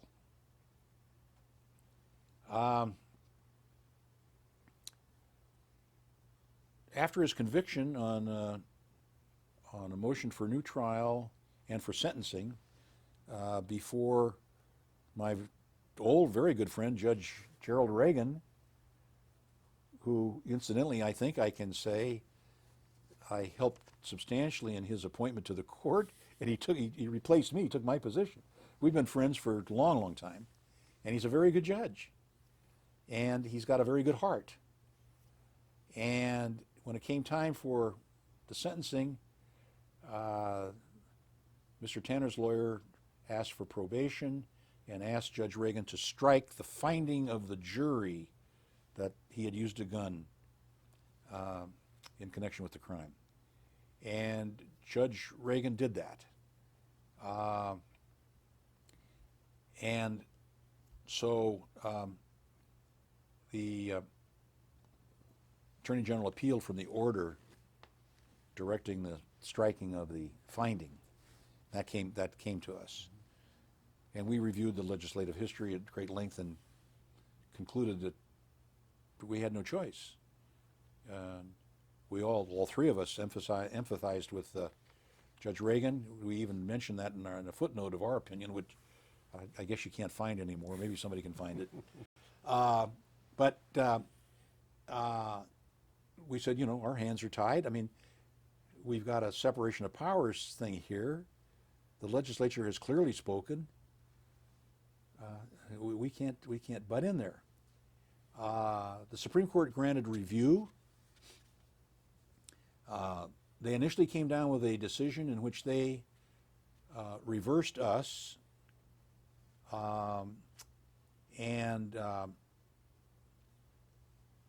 then on a petition for rehearing to that court, they granted a rehearing. Now, it is somewhat rare that a court grants rehearing on its published cases, but they granted a rehearing, and that would involve what went on within the inner confines of that court, the 7 members of that court. The long and short of it is that shortly after that rehearing, and there had been a lot of publicity, there had been a lot of stuff out in the media, and Chief Justice Byrd was coming under attack for her position on a lot of the criminal cases and other things. And so there was a lot of political electricity going on, you might say. But in any event, the court granted a rehearing. And in their opinion on the rehearing, they then reversed their earlier opinion, and now they voted 4-3 to, it's interesting because the opinion, the majority opinion holds that my court's interpretation of the mandatory aspect of the statute was correct, that there was no power in Judge Reagan, no judicial power, to strike the finding of the jury. Ironically, though, his order is affirmed because the court, the majority opinion, goes on to describe and that by the time they got the case, Mr. Tanner had already spent over a year in the county jail and had fulfilled all of the terms of probation that Judge Reagan had imposed. And they basically said, that's enough. And so when I say that he it's a good decision jurisprudentially from my selfish viewpoint, because I can say, oh, well, Joe, guys, the Supreme Court at least adopted our legal position. Procedurally, they affirmed Judge Reagan's order because the Supreme Court, which has the power to do that, construed that he had already fulfilled the terms of probation and had spent a year in a county jail, and that was enough for this kind of a silly case. That's kind of the bottom line. Now, what's kind of disturbing is there are some dissenting opinions in that 24 Cal 3rd case that are one by Chief Justice Byrd, in which she she incorporates the opinion that she had rendered in the first case. Just took it and republished it. And then there's another dissenting opinion by Justice Tabriner, in which I think Justice Newman and Justice Byrd concurred, which disagreed with the majority opinion on jurisprudential grounds, which is fine.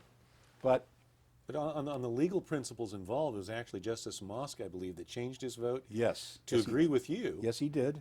In this rare instance where they even grant a rehearing to reverse themselves is even more rare. Absolutely. Oh yeah, very, very rare. So it's a very, very significant case. I think it's worth keeping in mind. You know, and you comment on this. It would be very hard to find that case anywhere.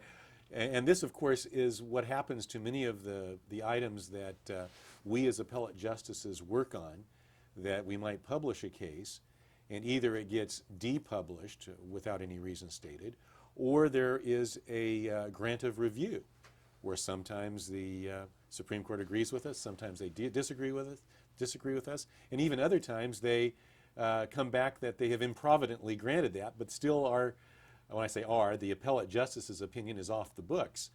Do you have any feelings about the power of the Supreme Court to basically wipe away what has been written by the Court of Appeal, whether it be a depublication or one of these grants of review?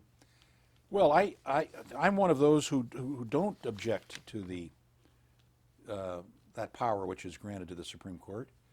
After all, that is the court of last resort. It is the court which sets, to the extent a court can set policy, they set policy, legal policy. That's one of the functions that they should fulfill. And you know, the fact of the matter is there are so many opinions generated by the Court of Appeal. I mean, when I was on the Court of Appeal, we had, I think, 52 something justices. I don't know how many are on there now. It must be 100. And you can probably tell me. I believe we're now in excess of 100. Oh, I think it's clearly in excess of 100. Yes. I don't know the exact number, I must confess. So you just see, I mean, I know I've read all the arguments and listened to speeches about the publication, non-publication, and I think overall the Supreme Court does a very, very good job. They pay attention, and they're looking at the big picture, and they may see a case that you, Kane, think is very, very important and ought to be published, and this will be the law and so forth. They may have 6 or 7 cases coming down the pipeline that are relevant to that, which might not, which they might have to tamper with if they adopted my opinion right now. So that's a function that they serve, and that's fine. One of the things is that and I hope it doesn't trigger a personal reaction, but you know, one of the criteria for publication is a Rule 973, or I may be off on that, but if that hasn't changed, one of the 5 or 6 criteria for instructing courts of appeal when they make decide whether we're going to publish this case or not, one of them is the criticism of existing law. Well, I took that very seriously. I think if there was some body of law enunciated by the Supreme Court that my colleagues and I disagree with, or we were critical of it, we should say so, and then let the Supreme Court dispose of that, preferably by a grant of hearing. And if we're concerned about it, hopefully they would be, rather than just depublishing it. Now, that's just one little element, but they've got a tough job, and I respect that. They're the policymakers, and I don't think judges should take things personally when they get depublished, and I probably had my share. I have too. I can tell you that. Let me ask you this, a more general question. How would you describe your judicial philosophy? Well, I guess some people would say a strict constructionist. Well, as I indicated, I'm a firm believer in the separation of powers. I think that has to be. I would jealously guard that as best I could as a judge, even though I would disagree with the legislative opinion if it's not subject to a constitutional attack. It's legally justified. So I think my only review as a judge would be as whether or not it measures up to constitutional standards, not to second guess the legislature or try to modify it in some way by virtue of my own personal beliefs. So I guess you'd say that's a strict constructionist. I'm a very strong supporter of the trial court. I think probably today trial judges have a more difficult job than I did.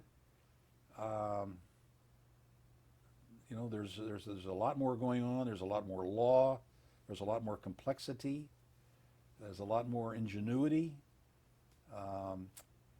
But overall, I think trial judges overall are very diligent and do a good job, and they need the support, and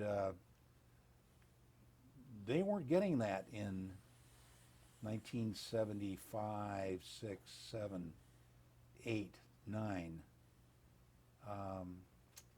Contrary to what I see now with Chief Justice George, I think is rejuvenating the judiciary. I really, I think he, after all, he was a trial judge. He was a Court of Appeal justice.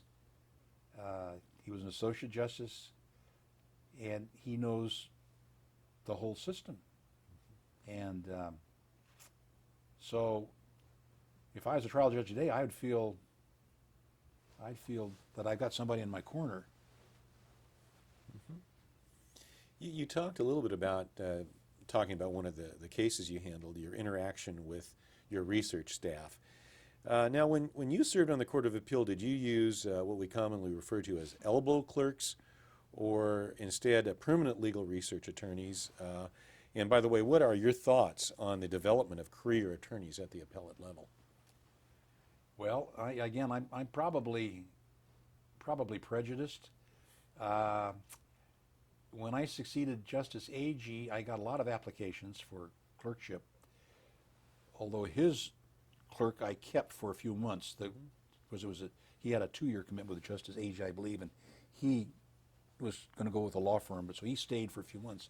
So that gave me a little time to interview people, and one of the applications I got was from a lawyer, and it hit me between the eyes. And it was a letter from a lawyer from Oakland giving me his background, and I said, I've got to meet this fellow. And so I had my secretary call him and come over. Well, turns out I hired him. He was with me for the whole 8.5 years I was there. His name was Bela Halmai, Halmai. He was from Hungary, and he'd been a lawyer in Hungary. He'd been the number one in his class at Budapest University Law School. He spoke 4 or 5 languages, including Latin, which he taught. He had been a prominent lawyer in Budapest. He loved the law. Now, Hungary, I believe, is a civil law country. It's not a common law country. He and his wife escaped from Hungary to Canada, and then somehow got into the United States and ended up in Southern California, in the LA area. He didn't speak English. That was not one of his languages. His wife spoke a little English, and she was in the throes, this is even before computers really took off, but she was trained in some kind of computer technology. She's a very smart lady. And so they got a job in Los Angeles as a live-in babysitting couple for a well-to-do family. I think it was in Pasadena. And they were taking care of a little child while the parents went off and worked. And Bella would do the grocery shopping, which was difficult. He didn't speak the language, but he noticed that in the supermarket, he told me this, he went in the supermarket one day and he saw this fellow stacking cans and things on the shelves. And Bella said to himself, I can do that. And so he told the fella, he said, I want your job. The fellow couldn't understand him. Finally, he made him, the fellow said, oh, you got to see the manager. So he sees them. After difficult things, Bella, the manager says, we're not hiring anybody. He says, we don't need anybody. Bella says, no, you don't understand. I need you. You need me. Make a long story short, he hired him as the stacker. And he worked that and saved some money and learned a little bit more English. And finally, they got a chance, his wife got a job with the University of California in Berkeley in their, I'll call it computer division. And they moved up to Oakland. And Bella then wanted to be a lawyer, but he found out that he couldn't take the lawyer's exam because Hungary was a civil law country. So he had to go to law school. He applies and is admitted to Bolt Hall. He still isn't speaking English fluently. He sails through Bolt Hall, passes the bar.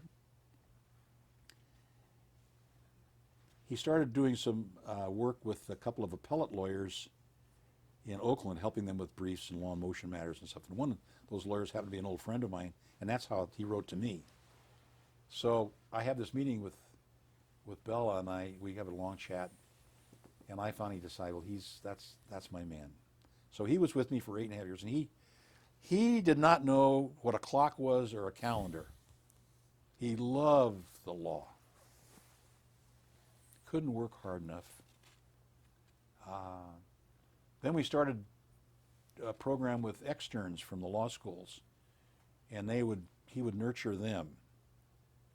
Steve got the benefit of some of that when he was at Hastings, and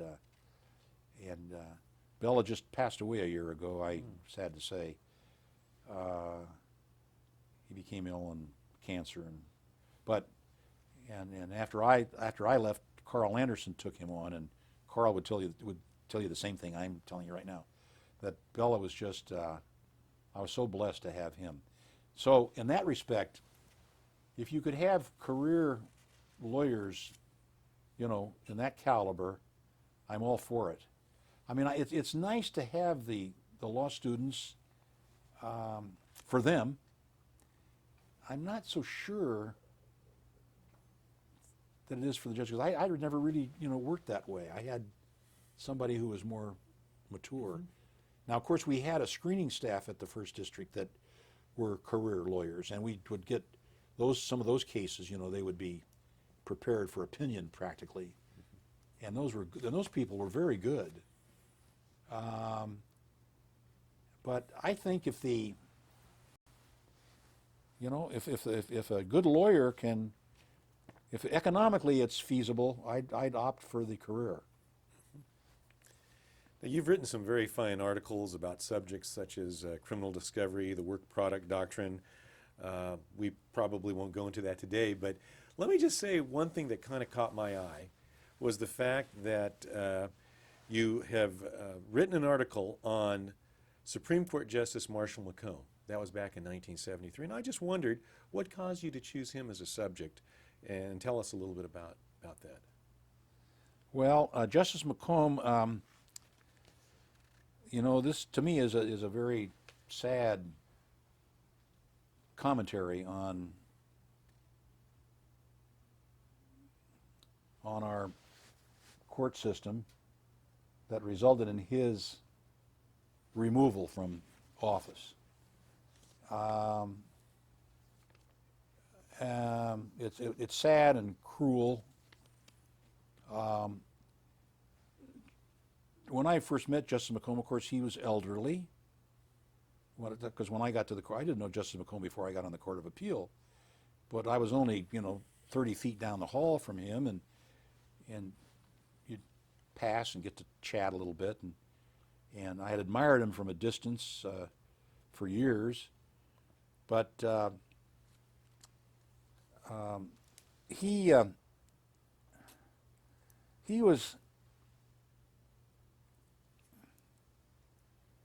he was kind of avoided by most of his colleagues as he got older and displayed some of the symptoms of senility, which of course were not unique to Justice McComb, because there were a couple of colleagues that preceded him, whom I probably shouldn't name out of charity, who were every bit as aged and in some cases physically worse off than Marshall McComb by a long shot, because he was a physical specimen. He really was, even at the end. But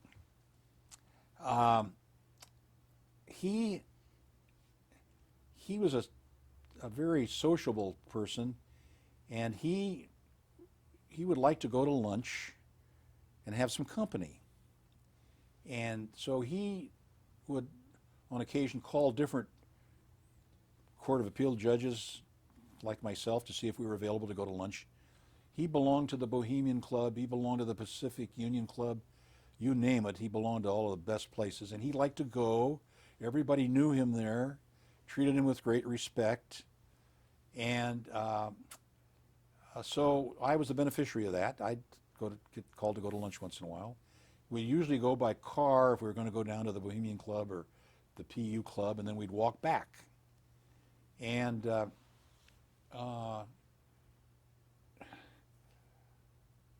I became just very fond of him. He was just a wonderful gentleman. I also happened to have in my chambers, as a bequeathed to me by Dan Shoemaker, was a nice big couch. And Marshall McComb would sometimes come down in the afternoon and might want to take a little nap. And I think he even brought along, he had a little white napkin. He'd put it down at the head of the couch and lie down for a few minutes and take a little nap, and I could be over reading some cases or transcripts or something. But in any event, that was great. And so he was also quite friendly with a family in Los Angeles, and a lawyer in Los Angeles was very active at Southwestern University Law School. And he knew that I knew Justice McComb and that I knew that they were very close. And he called me and asked me that they would like to do a law review article on the life of Justice McComb from the viewpoint of another judge, and would I be willing to do that? And I said, sure. That's the genesis of that. Okay. And you've already talked a little bit about Steve, Steve being your son, who happens to be a colleague of mine presently on the Court of Appeal 5th District. Right, brand new, fresh one. And I understand that from, about 1973 to 1976, you sometimes had a commuting partner, none other than your oldest son, Steve, who was at that time attending nearby Hastings College of the Law. We'll talk some more about Steve a little later on, but for right now, I'm just curious, during these commutes, what kind of advice you were giving law student Steve at that time? Well, I don't think it was so much advice. He'd talk about some of his teachers, almost all of whom I knew, and who were very, very good. And several of them were part of what was called then the Over 65 Club. They've been former deans and authors of books, law books, and so forth. They were, outstanding in their fields. So he was very lucky to study at the feet of those people. I told him that for sure. We also had another pastor named Steve Wagstaff, whom Steve had actually gone to grammar school with and had gone to Notre Dame at the same time. Steve Wagstaff, who's now the assistant district attorney in San Mateo and has been for quite a few years. Between the two of them, I'd get a lot of questions about things. I can't remember what they all were, but I do remember one time that stands out in my mind that, and actually it was brought up by Steve Wagstaff, who was taking a course on professional ethics. And he asked me about a situation in which there would be a scenario in which you as a lawyer are responding to a motion by your opponent, and you are in court and the matter is called and you're ready and the other opponent doesn't show up. What do you do? And I said, well, I know what I would do. And he said, what's that? Well, I said, the first thing I'd ask the judge if you'd mind if we took a recess. Well, and I would go out and call the lawyer's office and try to find out whether he got hit by a truck or it fell off his calendar or what happened. I was going to find out. He should be there. And Steve said, well, that's not what our teacher said, or what most of the class said. I said, well, what did they say? They said, you take as default. You have an obligation to your client. I said, that's the most ridiculous thing I've ever heard. And we had a big discussion about that. We dreamed up some more scenarios, and I said, that just is not ethical. That is just not ethical. I said that, and at the last resort, I would have asked the judge for a continuance. Put the matter over for a week or whatever. I mean, this is, I think, how lawyers should behave. In some of the reading I did about you, I noticed that in 1974, you took an assignment away from the Court of Appeal to return to the trial court to preside over a jury trial involving the then cutting-edge technology of presenting recorded videotape evidence to the jury. Do you remember this by any chance? Yes. Please tell us a little bit about that experience. I did two, actually. One is one where it was strictly videotaped. That is, there were no live witnesses. It was an experimental thing. And Joe Rogers, who's a preeminent lawyer in San Francisco, now retired, but one of the very best trial lawyers one could ever find. Joe Rogers, along with Guy Kornblum, another outstanding lawyer, conducted a trial practice clinic. And they had gotten revved up in this videotaping of trials that the judge in Ohio was the front runner in. And I used to help out in their class. I'd go over and sit as a judge on moot courts and things like that. So, and Joe had been an old colleague of mine and asked me, they were going to do this trial, and what I said as the judge, they said they weren't able to talk anybody else into jumping into the water. I said, sure, let's give it a try. So we did that, and then we also did a actual case with a jury, and partly videotaped and partly live over in San Francisco Superior Court. And I went over and sat on that. And I remember that very well because Joe Karish was the presiding judge, San Francisco Superior Court, another good old friend of mine. And when Joe wanted to do this, he said, gee, I don't know. He said, some of the judges over there might not like the idea, And I said, well, let me just talk to Joe and give it to Joe Karish. He said, done. So we did that.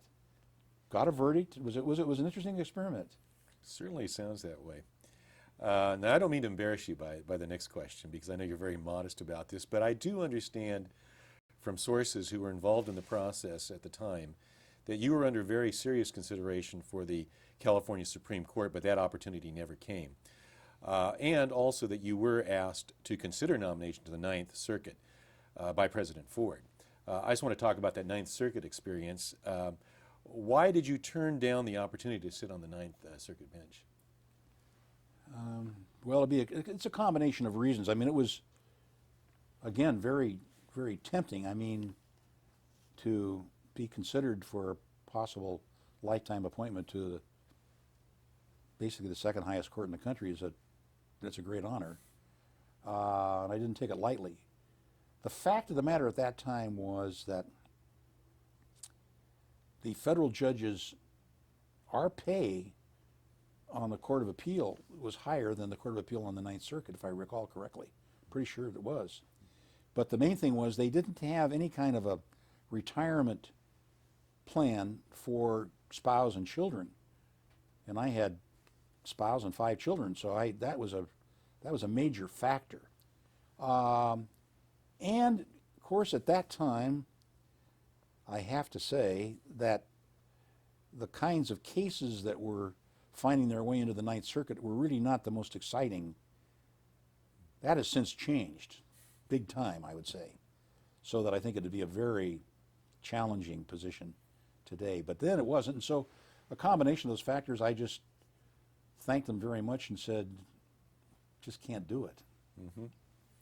You know, you were also very active in the California Judges Association, and during your appellate court days, 1977 and 1978, you served as the president of the CJA. That's correct. Tell us a bit about experiences you might have had on the CJA.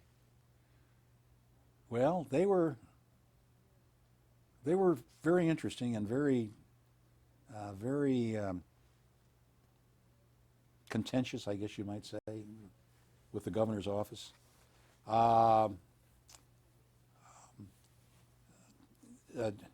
Justice Frank Richardson of the California Supreme Court was the chairman of a nominating committee at the time, and he came into my chambers and asked if I would be the appellate representative on the executive board of the California Judges Association. And of course, again, I'm thrilled to be given a chance to do that. And so that's how that came about. And so let's see, that was in, that would be 1975, I guess. And we had our first meeting at the annual judges meeting, which is in conjunction with the State Bar, and I forget how many new members came aboard at that time, but our incoming president, who of course had been on the board already, was Judge Joe Wapner, whom everybody in the world knows, of course, although he wasn't so famous then. This is long before his celebrity career. Joe had been elected as the incoming president. David Eagleson later on the California Supreme Court. Patricia Hofstetter, who was a municipal court judge in Whittier, came on, or was on. Let's see. Holly Best, I don't know if he came on that year or the next year. But anyway, we had a very, I thought, a very good board. I really liked it, liked the people. And so this might be 74, because I'm thinking Jerry Brown came into office in 75, January 75. And up until then, we were just sitting along as the old CJA until we're bombarded with a public attack on the judges for being underworked and overpaid, according to then newly elected Governor Brown, and that he was going to do something about that. And so naturally our ears perked up, and our president, Joe Wapner, said, well, you know, why is somebody having a fight with the judges? We haven't done anything. And so up to that time, the judges received a annual cost of living increase to their salary by law that was, I think, tied to the consumer price index. And that had been the case for many, many years.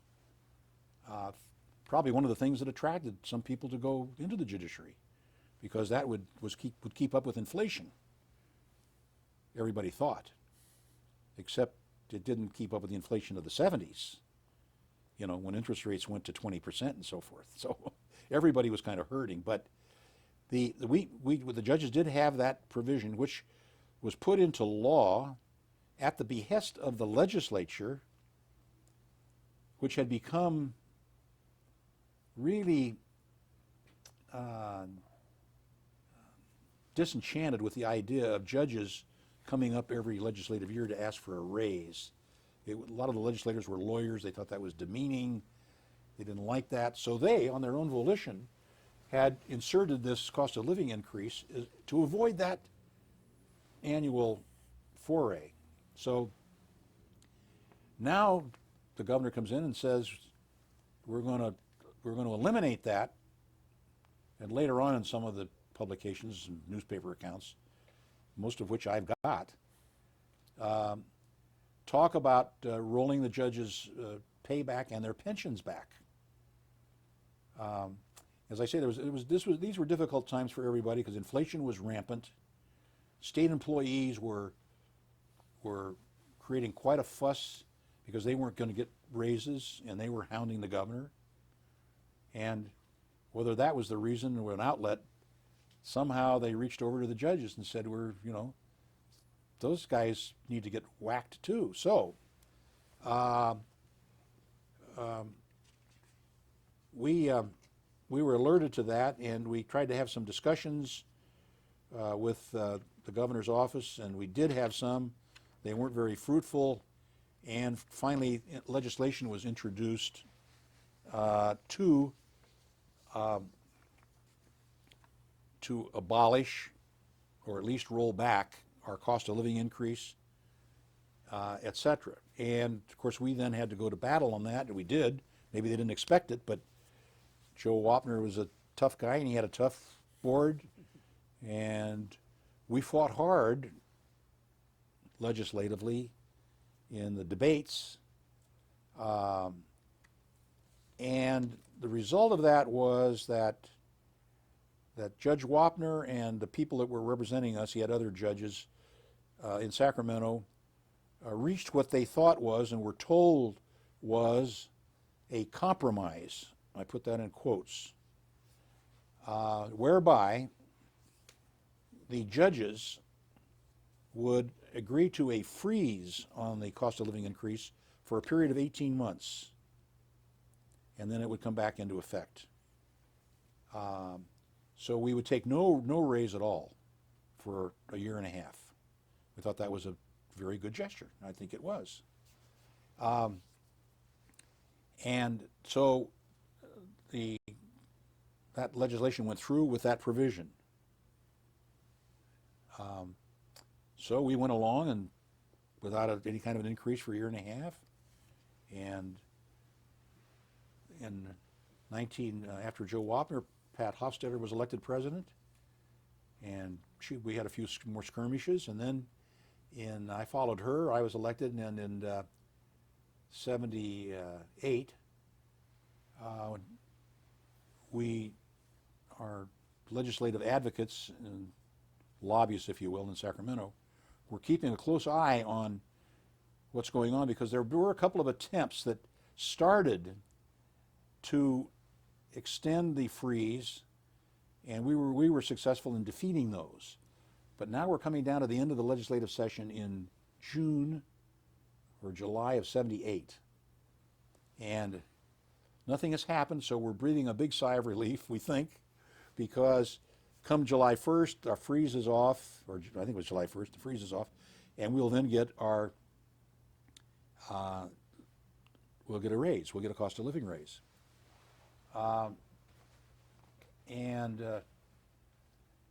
We had a meeting before that, maybe a year before, in which at the San Francisco airport, at which the governors then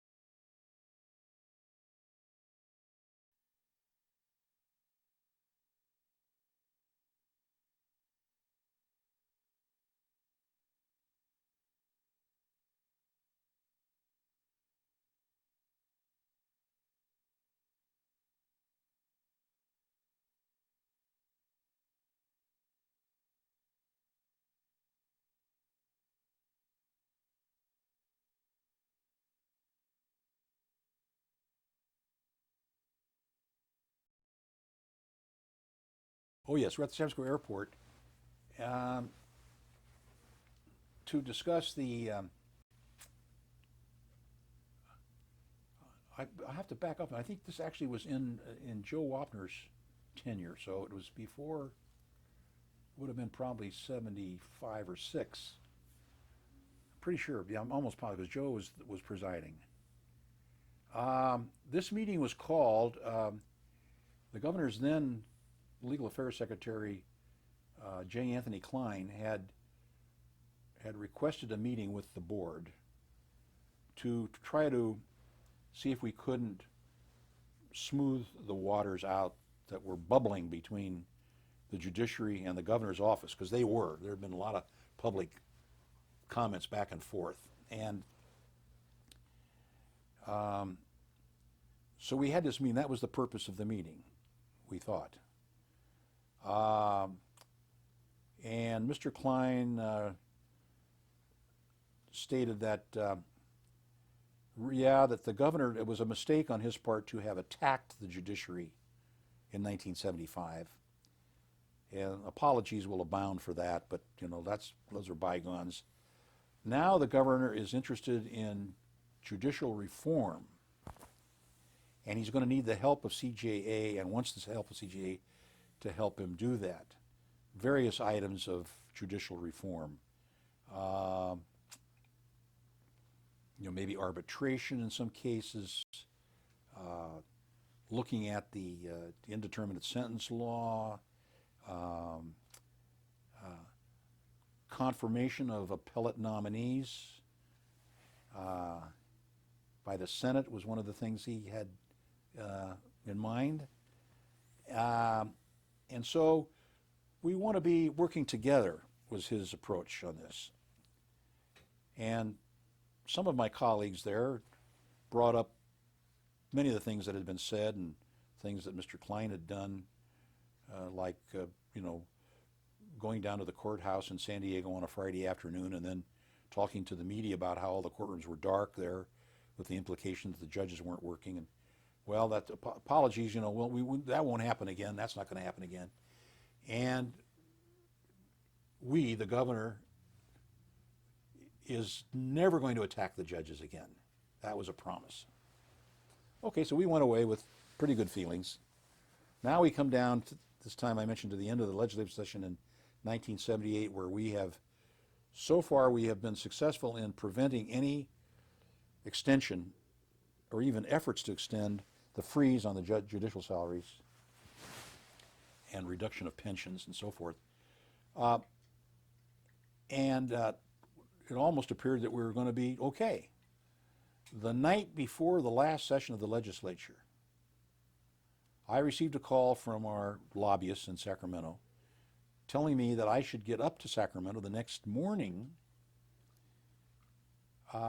because there is some skullduggery at work in the form of a bill which will extend the freeze on the judge's salary. And I, of course, said, well, how did that come about?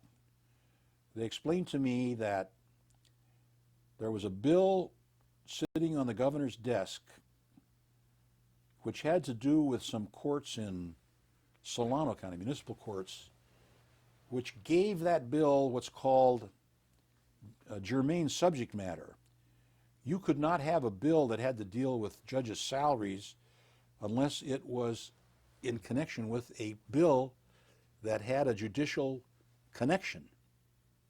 You can't do this. But they introduced an amendment to this bill which had to do with something to do with the judges up in, I think, Solano County, municipal court. Nothing whatsoever to do with pay raises or judges statewide.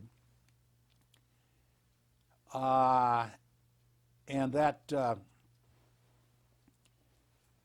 bill had been amended, and that a conference committee between the Senate and the Assembly had been formed during the night and had signed off on it. It was going to be reported out onto the floor of the Senate that day, approving this extension. And I said, well, how can that be? I think that's the way it is. And we're going to have to fight it out up here tomorrow. So I got on a plane the next morning as soon as I could get and flew up to Sacramento. Oh, in the meantime, let me back up. I got that call in my chambers at the State Court of Appeal at about 5 o'clock. I immediately put in a call for Mr. Klein. They told me that he was attending a judicial council meeting or some meeting in San Francisco. And I said, well, get the message to him to call me. So he called me back, and I asked him what was going on. And he said, the state employees are outside the governor's window screaming and hollering about no pay raise, and he's just catching hell from everybody. And he said, you guys are making a mistake fighting this. And I said, what do you mean we're making a mistake? I said, we agreed to this 3 years ago. We lived up to our bargain, and I said this was a compromise. It was arrived at a compromise. We didn't want to do that. He said, that was no compromise. We shoved that down your throat, quote unquote. I said, well, no, if that. So I said, well, I'm glad to hear that now. That you admit that. But we're not finished. And he said, well, I think you're making a big mistake. He said, I've talked to judges. He said, they're in favor of this extension. I said, you're not talking to, I said, you don't represent the judges. I do. And you're not talking to the ones that I'm talking to. In fact, I've got a mandate from my board that we should never allow that freeze to go off. I said, I'm operating under a mandate from my board, which includes some people that I know you're close to. And I said, I'll see you up in Sacramento. Hang on. So next morning I jump on the plane up to Sacramento, meet with the lobbyists. We're over talking to the senators, any senators we know that could give us an ear. One of whom, of course, was George Deukmejian. And he already knew about this. He was incensed as much, if not more, than we were by the way the judges were being treated. And then on further inquiry, we found out that the committee actually had never met. People had signed off of this thing, but they had just gone around and gotten signatures from people who, if they read it, would never have signed it, but they signed it, and who stood up on the floor of the Senate in my presence and retracted, I should say, their signatures, and stated that they had not attended a meeting, which the resolution says they've done. George Deukmejian made a speech on the floor of the Senate stating that it was, he said, I can recall it, he said, we go into court, expect judges to extend due process and to give people a hearing. This hasn't even had the courtesy of advising them. This was done in the dark of night, a sabotage thing, And so they then formed a new committee. They actually now formed a committee. I went and appeared before that committee, had some meetings with Klein and Paul Carpenter, the senator whose name is probably familiar to you. He was in on this skullduggery. And about 6 o'clock of that night, we finally prevailed. I don't know the technical thing, but the report was not agreed to, so the freeze went off. So we won. I get back to San Francisco, and I'm, of course, exhausted and so forth. The next day, I think it was the next day, I dictated a letter to the entire judicial membership of CJA, in which I described these events as constituting another Pearl Harbor attack by Governor Brown and his cohorts. And that went out. It's true. It's what it was. Pure and simple. That was quite a battle. And,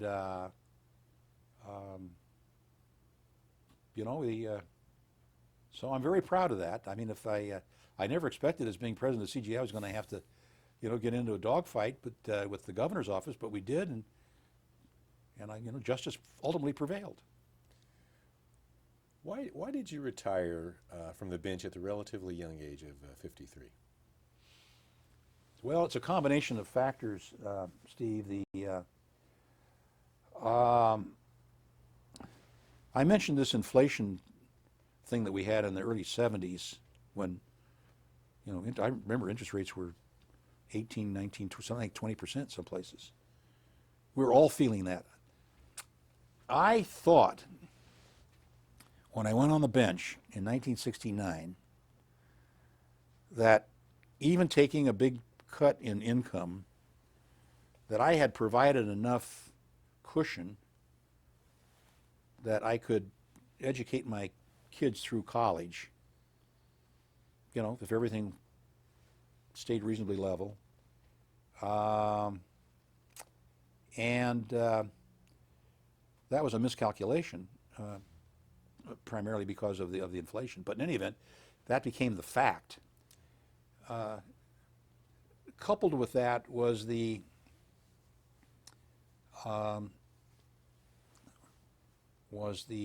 ascendancy of Rose Bird to the Supreme Court. I felt very strongly about that. I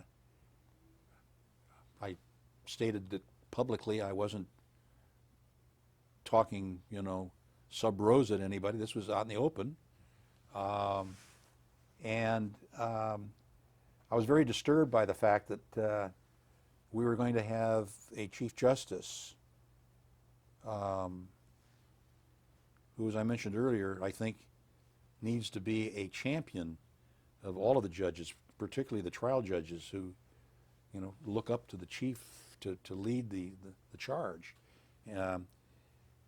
We're faced with having a Chief Justice whose sole legal experience consisted of being a law clerk for a Chief Justice in Nevada, a Secretary of Agriculture that Governor Brown pointed to, which has nothing to do with the law, and as a Deputy Public Defender in Santa Clara County.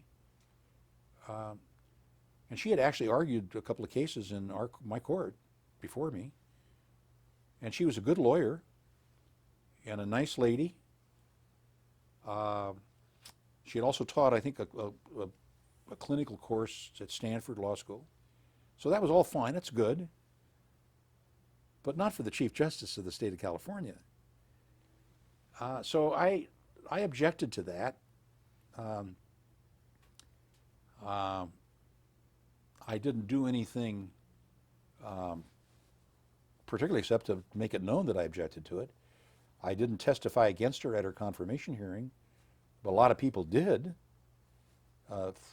mainly for all the reasons I've just articulated. But she was confirmed, and I just saw that we're in for a rough hoe in terms of the fair administration of justice is concerned. And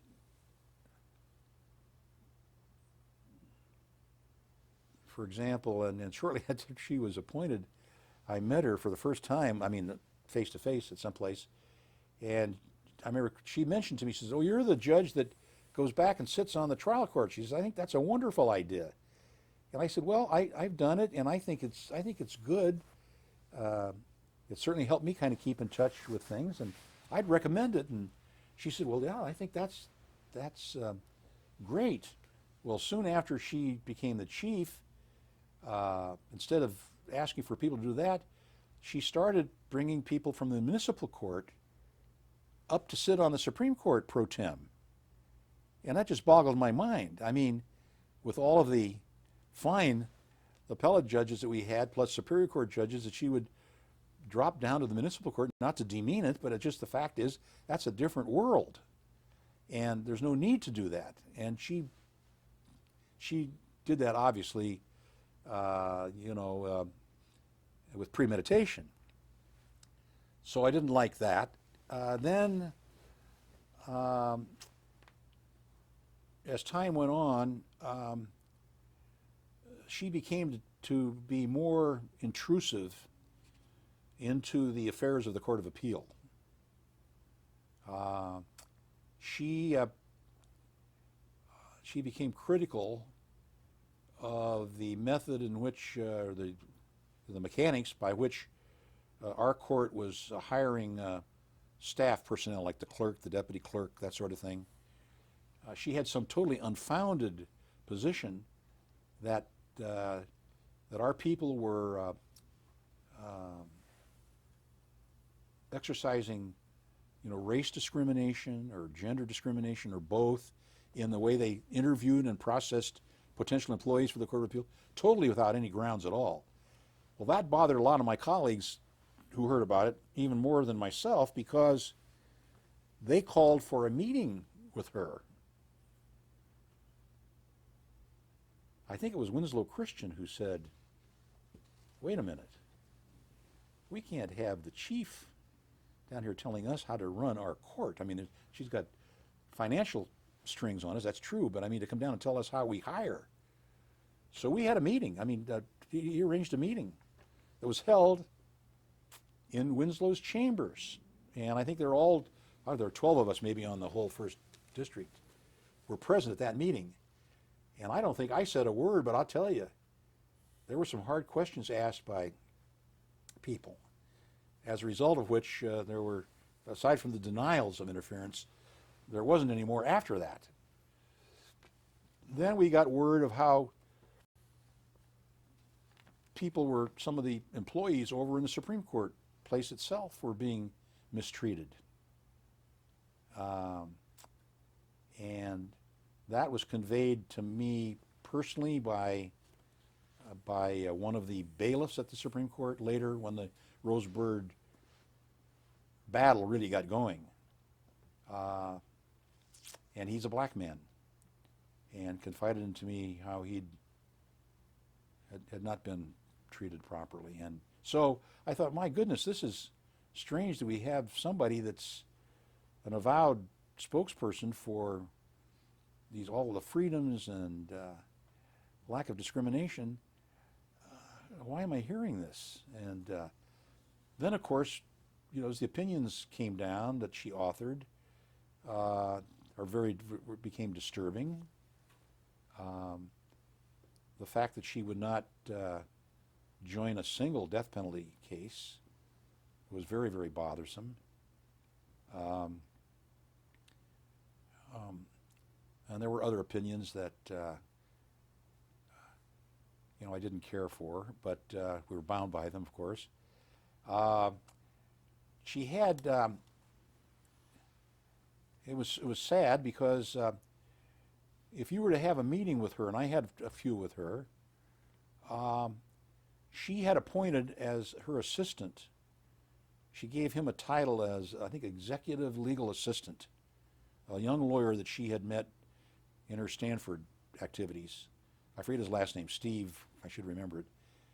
But he was always at her elbow with a yellow legal pad. So if you talked to Chief Justice Byrd, you were never alone. You were always being recorded. And I had no objection to that. If I had been told about it, I probably would have brought along my own, or a tape recorder. I wish I had in some instances.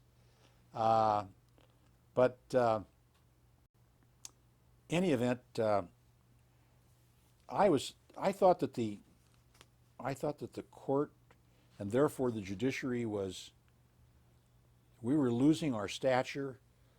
Here had been a California Supreme Court that all my time through law school, all my time through practice, and up until then, I think would probably be considered the top state Supreme Court. People looked at, cited their cases.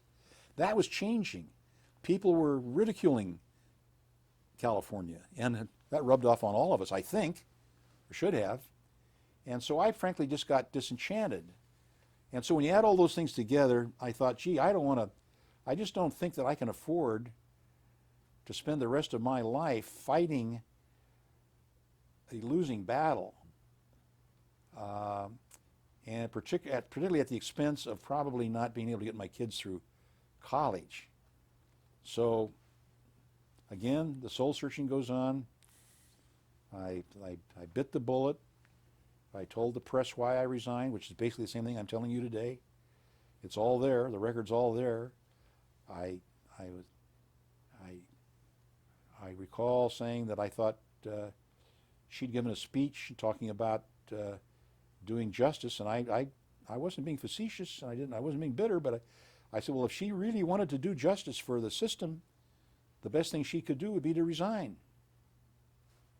I understand at that time you returned to the Roper Majeski firm. That would be in 1979. Yes, sir. Eventually opening the San Francisco office of the firm. I did. Yet I imagine the firm and the whole practice of law had changed during this time. Can you tell us a little bit about the change over this decade? There were big changes. Aside from changes in the law and so forth, one of my first cultural reactions was somebody asked me to sit in on a deposition in which we were representing a party that really was very tangential. So they said, go get your feet wet and sit in on a deposition where you won't have to ask any questions or do anything, just listen. Well, there were several parties involved, and a male lawyer was asking the questions, and there was a female representing the party being deposed. Just as a side, I know lawyers talk about defending a deposition, which irritates me. You don't defend a deposition. You're there representing a client. What is this defending a deposition? In any event, they got into a little bit of a skirmish, and the lady lawyer let forth with some expletives to this lawyer that frankly shocked me. Now, I don't know how many hundreds and hundreds of depositions I had taken up until that time. And outside of going off the record and almost having or witnessing maybe some fist fights sometimes, certainly never heard a lady lawyer use that kind of language. And nobody else was fazed. I looked around, nobody was batted an eye. I was appalled. And over time, I've found out that the culture had apparently degenerated to the point where using, very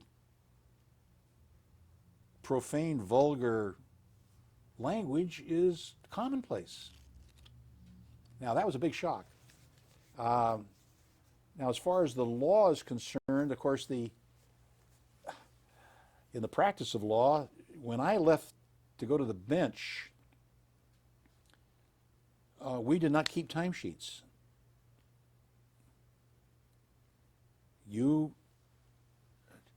We either waited until you finished the case, which was the general rule, and then billed the client.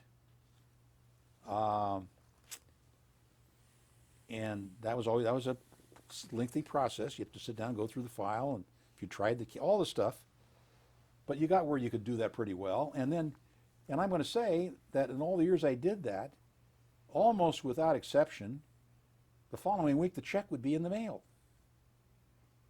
And I never had a complaint about a bill in 17 years of trial practice before I went on the bench, and another 10 after. But now I'm confronted with the situation where you keep track of your time by the minute practically. And I thought that was a shame that we had gotten to that. Maybe it's necessary, but then of course now come the complaints later by the people paying the bill that they're overpaying, they're getting charged because now there's too much going on. So, but I'd say the civility lack of was the thing that struck me most. The fact that you could not call up another lawyer and say, gee, I need another 10 days to get that answer in or something. And he says, well, write me a letter, or I'll, instead of saying, okay, just calendar it 10 days and fine. That was pretty much gone.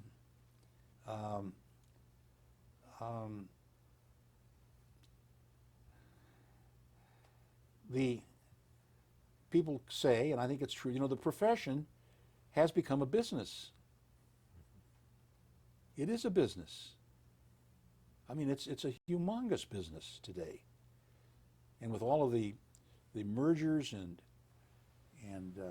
transfers and I don't know. I have a very strong belief in the virtue of loyalty, I call it.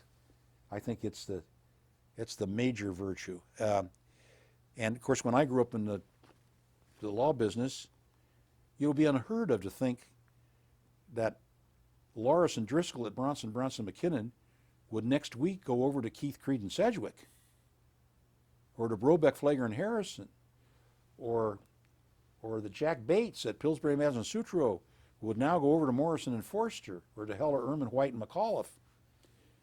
That would have been unheard of. It didn't happen. Wouldn't happen. Today, that's very pedestrian. Every time I read the journal or something, I'm saying, who went where? All the lateral movement. Yeah. Firms have disintegrated. Firms have closed up. Bronson McKinnon no longer exists. Pillsbury, Madison, Sutro is merged into oblivion. Brobeck, Flager, and Harrison no longer exists.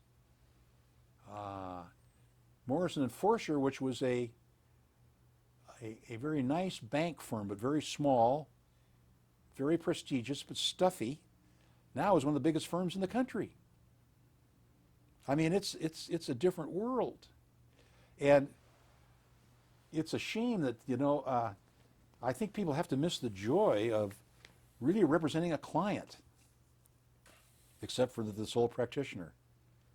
Mm-hmm. But I always enjoyed the relationship with the client, even when representing an insurance company.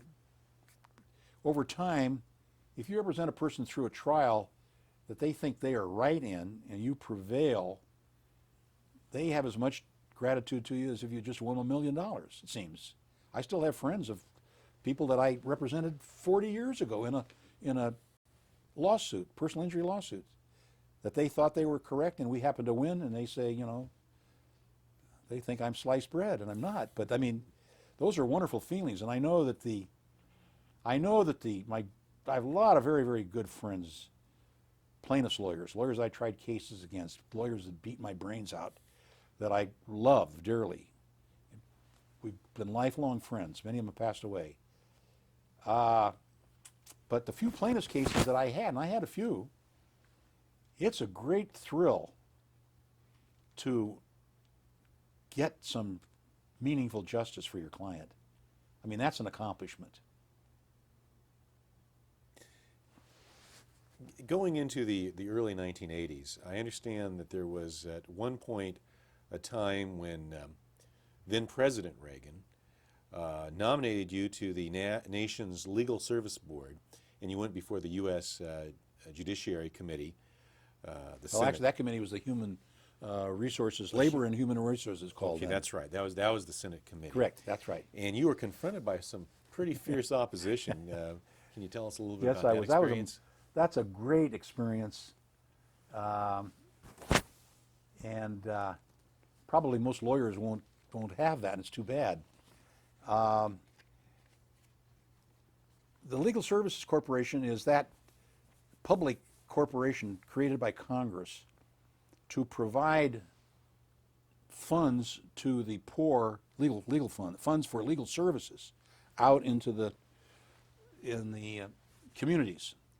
And the board oversees that. It meets a couple of times in Washington, D.C. a year and reviews the functions of the various entities locally that are dispersing and using those funds. In the 60s, apparently, there had been at least a lot of alleged misappropriation of those funds, in the sense that instead of these funds being used to help the poor, some poor guy who's got a landlord-tenant problem, these law centers were building up where they were involved in I'll say, legal/political adventures, things that had political connotations. And they were getting large subsidies from the committee. There was big criticism of that. Ed Meese, the Attorney General, and Ronald Reagan, the President, were seeking reform of that. In the election, in the campaign period, before either Ed was Attorney General or Ronald Reagan was President, one of the campaign issues that they addressed was this legal aid. And I don't know whether, I don't think Ronald Reagan said it.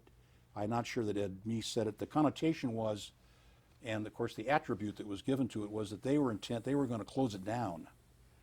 They were going to shut it down, much like the publicity was that they were going to shut down the Department of Education.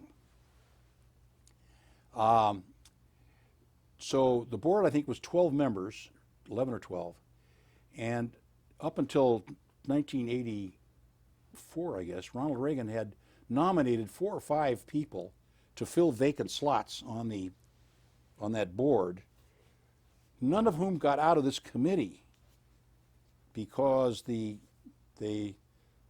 would get raked over in such a way that in some cases the nominee said, look, I don't want to go through this, take my name off, or the committee just wouldn't come to a vote and put them out. So that board had been run by a recess appointments for these 4 years, 80 to 84. But the president was kept trying to fill these slots. And I'm sitting in my office one day in Redwood City, and I got a call from, I think it was Ed Meese, and told me about this problem and said he thought that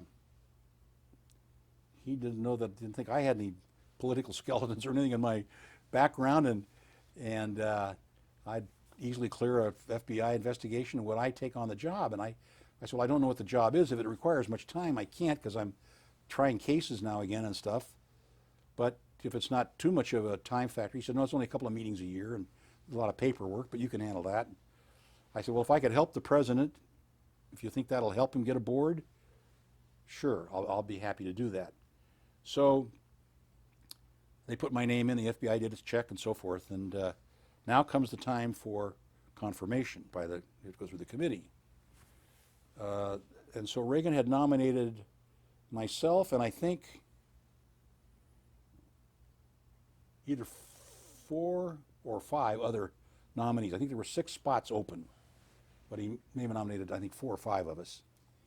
And just to digress, well, it is a digression, but I can't avoid it, because the fact of the matter is that the qualifications that are in the legislation that create the board are about 4.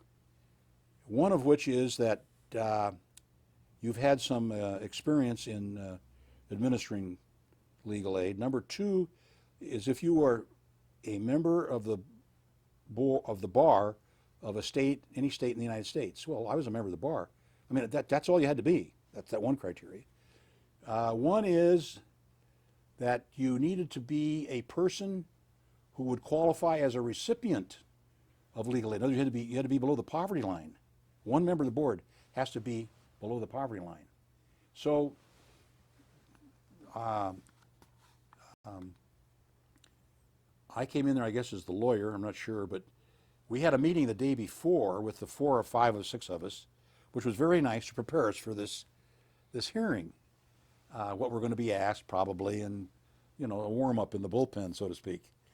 And they were nice, very nice people.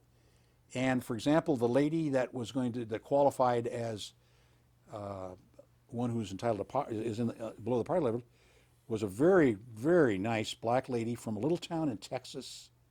She'd never been out of Texas before in her life. She was going to be on this board. That's okay. That's what the statute said. I had no grudge against that at all, none whatsoever. But in any event, so that same first day I'm there, which was I think a Monday, well, I had this meeting and then I was free. So I'm back in my hotel, and by prearrangement, I put in a phone call to my friend Bill Clark, who was then, I believe he was then National Security Advisor. He had been Deputy Assistant Secretary of State and then had gone over to NSC. And he and I had been friends since judges school together in 1969. We had a lot of common grounds. We both got appointed to the Superior Court on the same day. He to San Luis Obispo, me to San Mateo. We both got appointed, I think, to the Court of Appeal on the same day. He to the second district, me to the first. We both had 5 children, 3 boys and 2 girls. We both had lost a son-in-law by accident, his son on a tractor explosion at his ranch, and my son to acute leukemia at about the same age. I mean, this is almost scary. But we had a lot, and then I'd say philosophically we're very much in common. I think he's a very great American and a great man of faith. So I had arranged to call him to have dinner with Bill and his wife Joan. So I get in touch with him, and he says, swell. He said, why don't you you're only a block and a half from our apartment, walk over from your hotel, and we'll see you there about 6:30 or so. And I said, fine. So I hung up, and a few minutes later the phone rang, and it was Bill Clark again. And he said, Bob, you haven't been supporting the IRA, have you, in Ireland? And I laughed. I said, are you kidding? What's going on? And he said, well, we know you've got the Irish background here, but we want to be sure you weren't fostering some bad stuff over there. I said, what's this got to do with anything? He said, well, the president would like to nominate you to be the ambassador to Ireland. Well, you can imagine, like, you could blow me off the chair. Here I am in Washington, D.C. I'm in a hotel room in Washington, D.C. My wife is 3,000 miles away. All my family is 3,000 miles away. I've got this hearing the next morning on this other thing, and he throws that bomb in my face. And I said, look, I know you don't drink, certainly not much, and I don't know if you're smoking anything, but what is going on? What is this all about? He said, no, we're serious. He said, the current ambassador, Pete Daly, is here, and he has to resign because he's taking on another job for the president involving the implantation of the nuclear missiles over in Europe. And he has to go diplomatically handle that job. And I said, well, wait a minute. I said, Bill, I said, I've got a trial next week in Redwood City. I'm back here for this hearing. He said, well, wait a minute. He said, you got to act fast on this. He says, call up Kiki and call up your partners and see what happens if you're interested. And he says, the president has to, we got to know by Thursday. So I call everybody. I called Kiki, I called Gene Majeski. I tell them what the deal is. Everybody calls back and says, go for it. So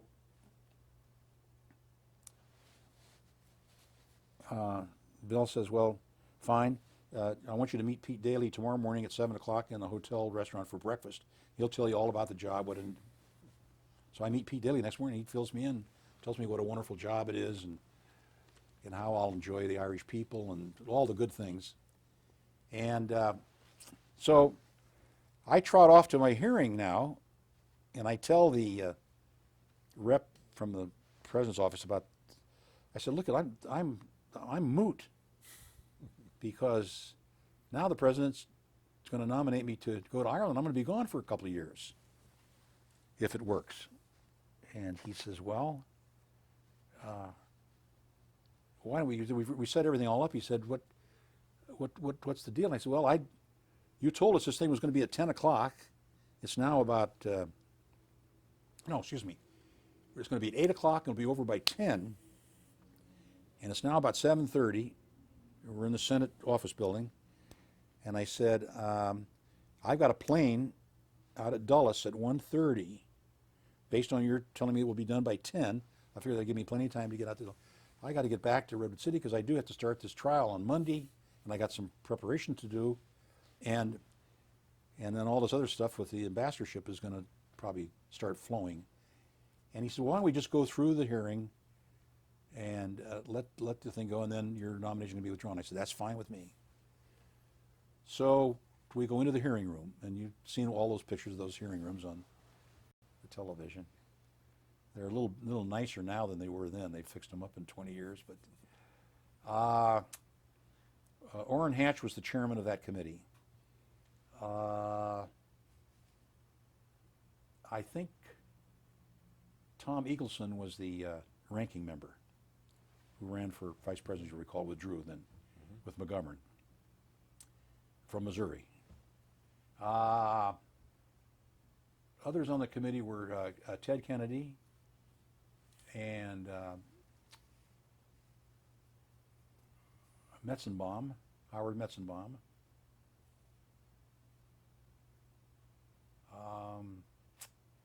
On the other side, Admiral Denton was on from Alabama. They didn't have everybody there all at one time. You know how that goes. They come and they go. And their staff then sits behind them in a kind of a half circle. And so when we started out, of course, Orrin Hatch is very personable, very nice. And he says he's going to ask just some general questions of the six of us. And then they'll take us sequentially for individual questioning. And he again says, "Well, we'll be out of here by, we've got another very, very important matter at 10 o'clock, so we have to finish this." And I mentioned to him that I understood that was the case. And about that time is when Tom Eagleson came into the room, and I noticed he came in, he was in his shirt sleeves, and he had a mug of coffee and a cigarette. And I recognized him from his pictures and so forth. And I noticed that he was shaking quite a bit with the coffee mug and the cigarette. But so he came in and took his seat. And when I had this discussion with Senator Hatch about getting out at 10 o'clock,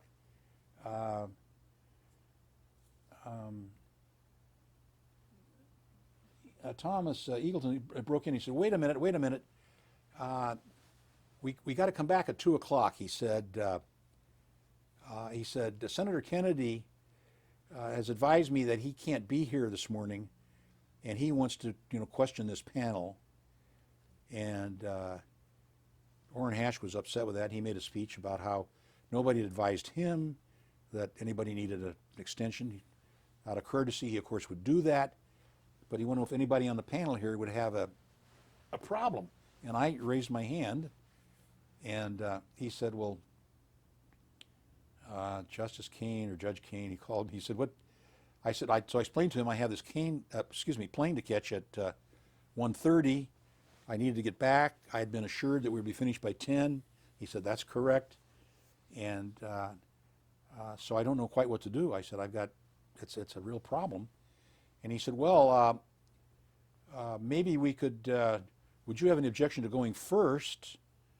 And then if Senator Kennedy, once he could submit his written questions," I said, "I have no objection at all. That's wonderful. Thank you." So we started out that way. I went first. And of course, he's asking me nice softball, easy questions. And then he turns the questioning over to Senator Eagleton, the ranking member, who, and I must mention here, Senator Metzenbaum was not present at the first part of Eagleton's cross-examination. So Eagleton looks at me and talks about seem to have a good record and all the nice things that people say. And, you know, I'm waiting for the curveball, and it comes fairly soon in that he says, well, he just finds it difficult to see that I don't have a conflict by being a board member of the Pacific Legal Foundation, which I was. As he put it, a conservative, like a rich man's club, and then be on a board that is considering doling out money to poor people. So he kind of gave me that slam, and I said, well, I told him, I said, Senator, I don't think there's any conflict at all, because as a matter of fact, a lot of our work is passing on cases to be prosecuted on behalf of poor people. So I don't know where you get that idea. And he said, well, he starts looking at a staff person then hands him like a brochure that I think I recognize as being one of our annual reports. It's got kind of a glossy finish and stuff. And he's looking at it, and he says, well, wait a minute. He said, Pacific Legal Foundation's been on the side, you've been on cases against poor farm workers, haven't you? And I looked at him and I said, no, I think quite the contrary. And I think if you look at that brochure you're looking at and read it again, you'll see that that case that's referred to is a case that we took on behalf of the farm worker, because nobody else, including Mr. Chavez's union, would represent him. And we prevailed. We got him what he wanted. Eagleton looked at that, and he read it. And he looked at me. And he took that brochure like that. The staff guy was about like that. Threw it out like that.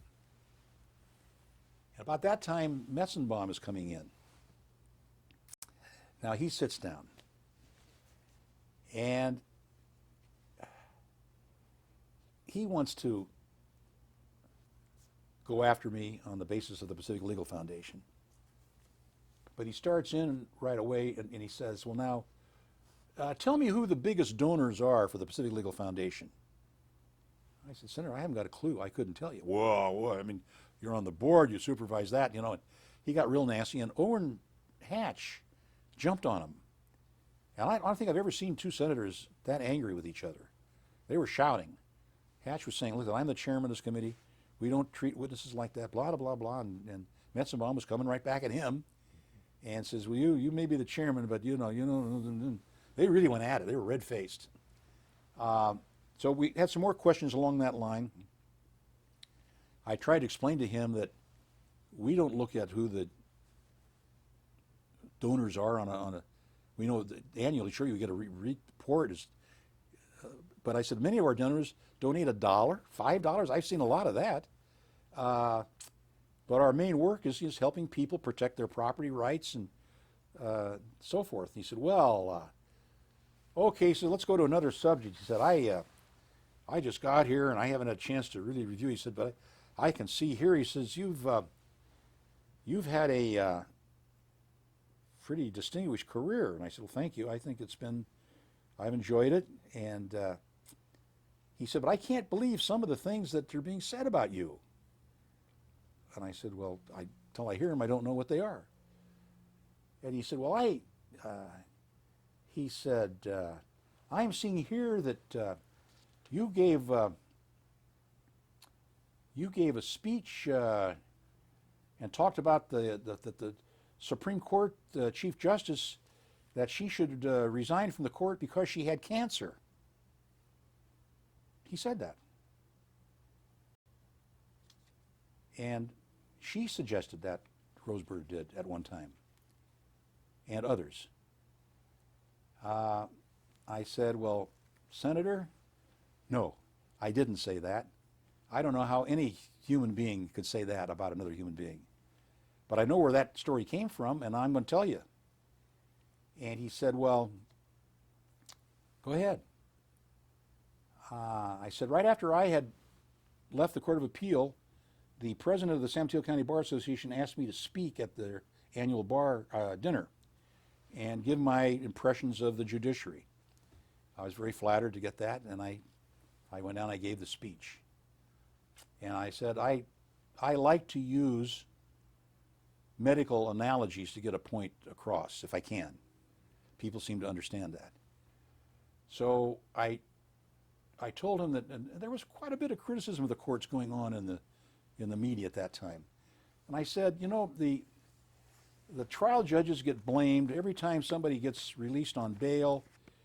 They blame the judge. I said he didn't have any choice. He had to do it. It wasn't an offense for which he could not. I said nobody tells anybody that. They're mad at that judge because he did exactly what he had to do. Things like that. Nobody's defending them.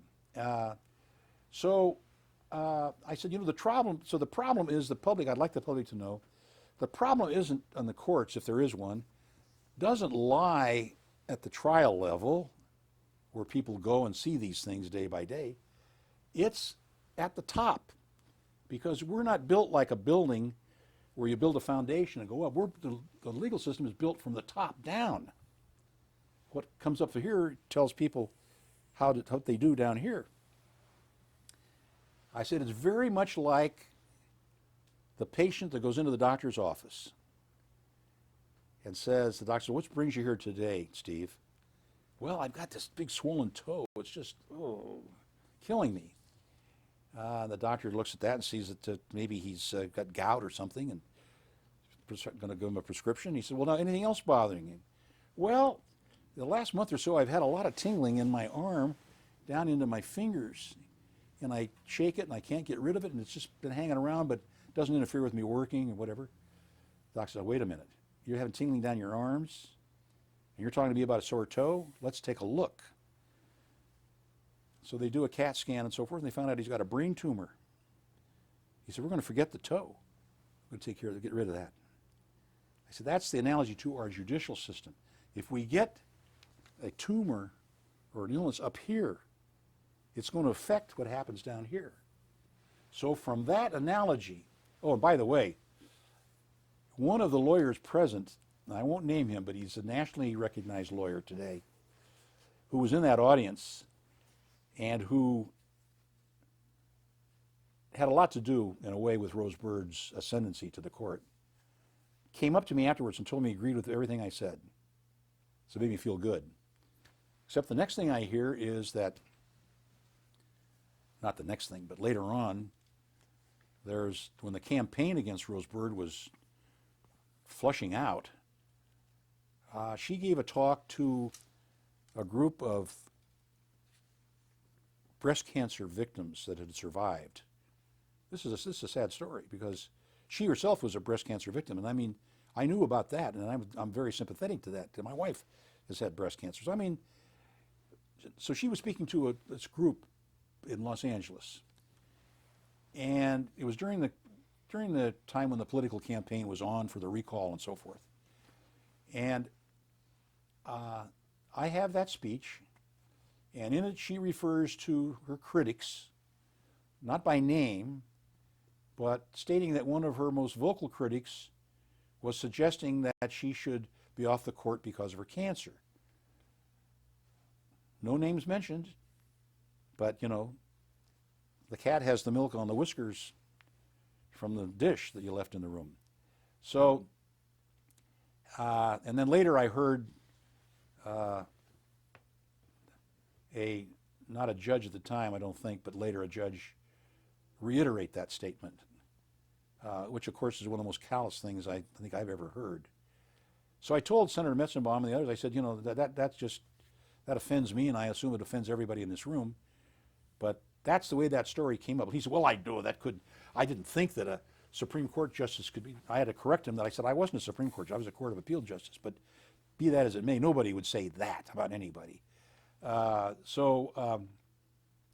he then says, well, you know, I've still come back to this business of your being with this legal foundation that, you know, caters to the wealthy, he put, I think, paraphrasing, that's the way he put it. He said, I'm having difficulty understanding how can you have any appreciation for the plight of the poor? And I just said to myself, thank you, Senator Metzenbaum, for that question. And I just looked him in the eye. I said, Senator, my first vivid recollection of childhood is standing in a line with my sister and a couple of my brothers and my dad around the courthouse, I think it was in Denver. I was about 8 years old, 7, 8 years old, where that was a relief line for shoes. We had no water, no heat, electricity at home. We had no food. Dad didn't have a job. We'd planted rutabagas and tomatoes out in the backyard and potatoes to try to get something to grow.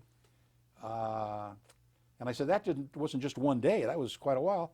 I said, so I think I have a pretty good idea, as much as anybody in this room, as to what it means to be poor. And he just looked at me and quit. And I just felt good. And I felt good because I thought maybe this will make it easier for the others when they come along. They won't have such an arrogant,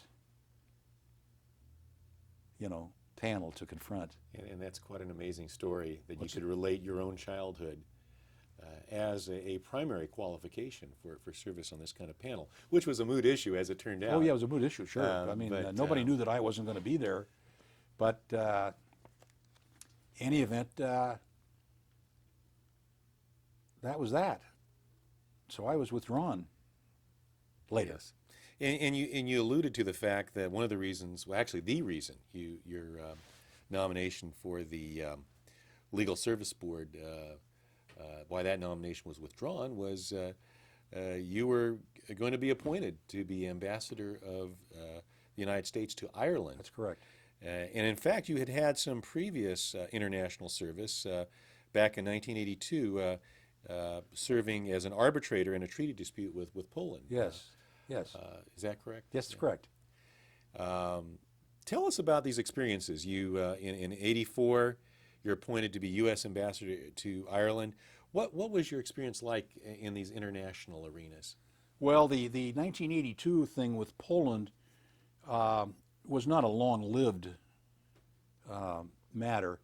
What had happened was, and some people will remember this, that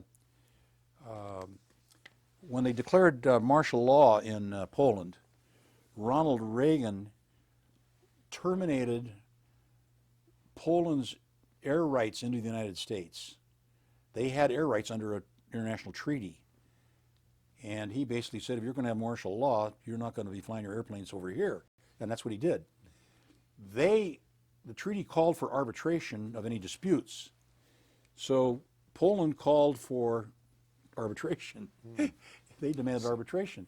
So I got a call from, I think again, it might have been Ed Meese, I'm not sure, asking me if I would be willing to be the American arbitrator in this treaty dispute. And he said the first job will be you have to meet with your Polish counterpart and select a neutral arbitrators. It's a three arbitrator panel. And he said, that may sound easy, but it probably won't be. And I said, well, okay, let's think about that. I said, but I've got a better idea.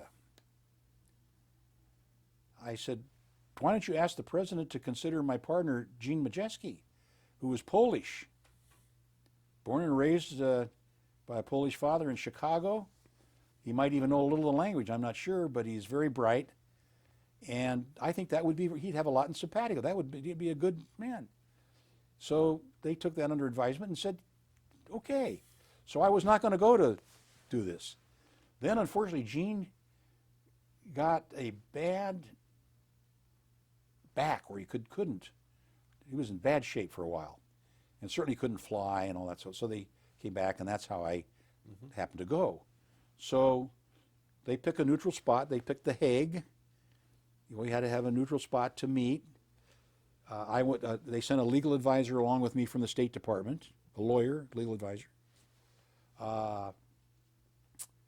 And we, of course, had a list of internationally known people that we thought it had been screened, vetted, as they say, that we would pick. And of course, they, on the other side, had some, and of course they wouldn't like our list and we wouldn't like theirs. Maybe we'd find one in between. So I went over there and to The Hague and spent, first time maybe 10 days. We met several times, and it was almost Hollywoodish, because when we met, we'd meet one day in our embassy in The Hague and another day in theirs. And of course, the Polish embassy was in the ambassador's home, and he had the green felt table with the water bottles and so forth. And ours is kind of the hardwood finish, like you see in the movies. But my counterpart had been a professor of law in Poland, very nice man, spoke English. And the long and short of it was that we just couldn't agree. Every time we'd get one that would look, we'd adjourn for the day and go back, and cables would go back and forth, and we'd vet these things out, and no, try this. Finally, we ran out of gas, and so I came home, and it looked like the arbitration was going to fall through the cracks. Well, a few weeks later, or whatever, months later, they called and asked to resume. So now I go back for a second trip, and we went through the same thing, same result. Now there is a provision in the treaty that if the arbitration can't reach a result, you can appeal to, there's an international air conference board, that's stationed, that has an office in Canada that mediates and has the final word on all these kinds of things. So they were then appealing it to the Canadian thing, when lo and behold, peace reigned. I guess it might have been when the wall went down. No, the wall went down later. But things smoothed out, and President Reagan withdrew the sanction. So I spent a lot of time, got a lot of education, met judges in the World Court, had a terrific time, spent quite a bit of time with now your colleague in the 2nd District, Richard Mosk, who was one of our arbitrators at the Iran U.S. Arbitration Tribunal. He was there in The Hague for 2 or 3 years. Did a fabulous job. Spent a lot of time with Richard, his family. So it was a great experience, but did we accomplish anything? I leave that to history, I suppose. And then you had the experience, the ambassadorship.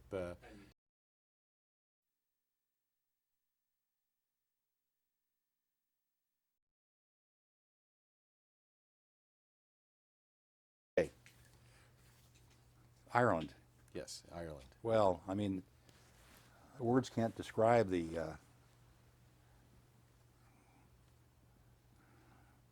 joy of that and the experience of that. I would like to have stayed longer. I was there just under 2 years, but I had some family obligations with my sister and so forth that I just had to get back and take care of. And I think if I'd have stayed 3 years, I probably never would have been able to go back to work again, because they, as you say, they carry you around on a soft pillow over there. Probably at that, when I was there, if you took the President of Ireland and the Prime Minister and the Papal Nuncio, they would probably have been tops, and the next one would probably be the American Ambassador. And, like such things as, I had an honorary membership in every golf club in Ireland, of which there are about 360. None of the other ambassadors got that. They used to get on me all the time. That's just a little thing about how they treat you. I mean, it was just it was a wonderful experience. We certainly had nothing controversial going on, other than our role in Central America, in Nicaragua, was a sore point with the Irish. And so I was defending that. But that was the only, and that was not really contentious. Well, it was contentious, but not difficult.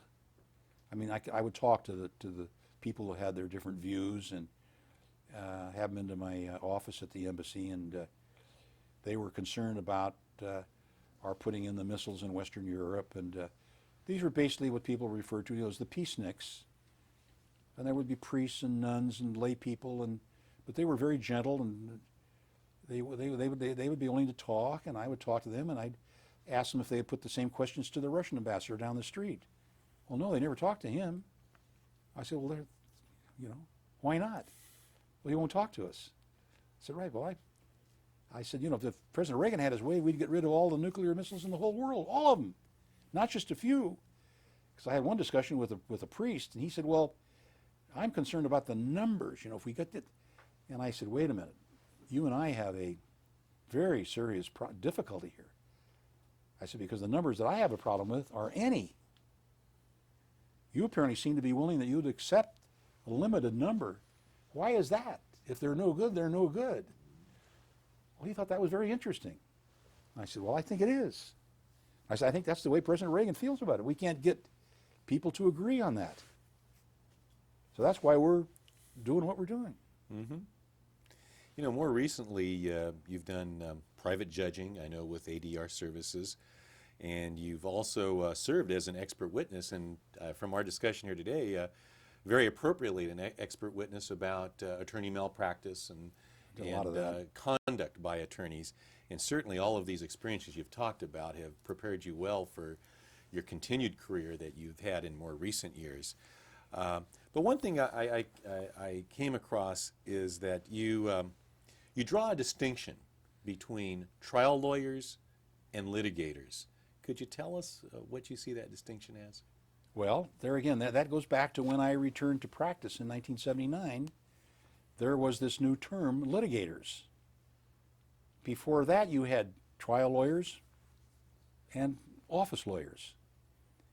And I soon learned to realize that by litigators, they referred to people who were engaged in litigation matters, depositions, interrogatories, production of documents, motions to compel those things, etc., etc.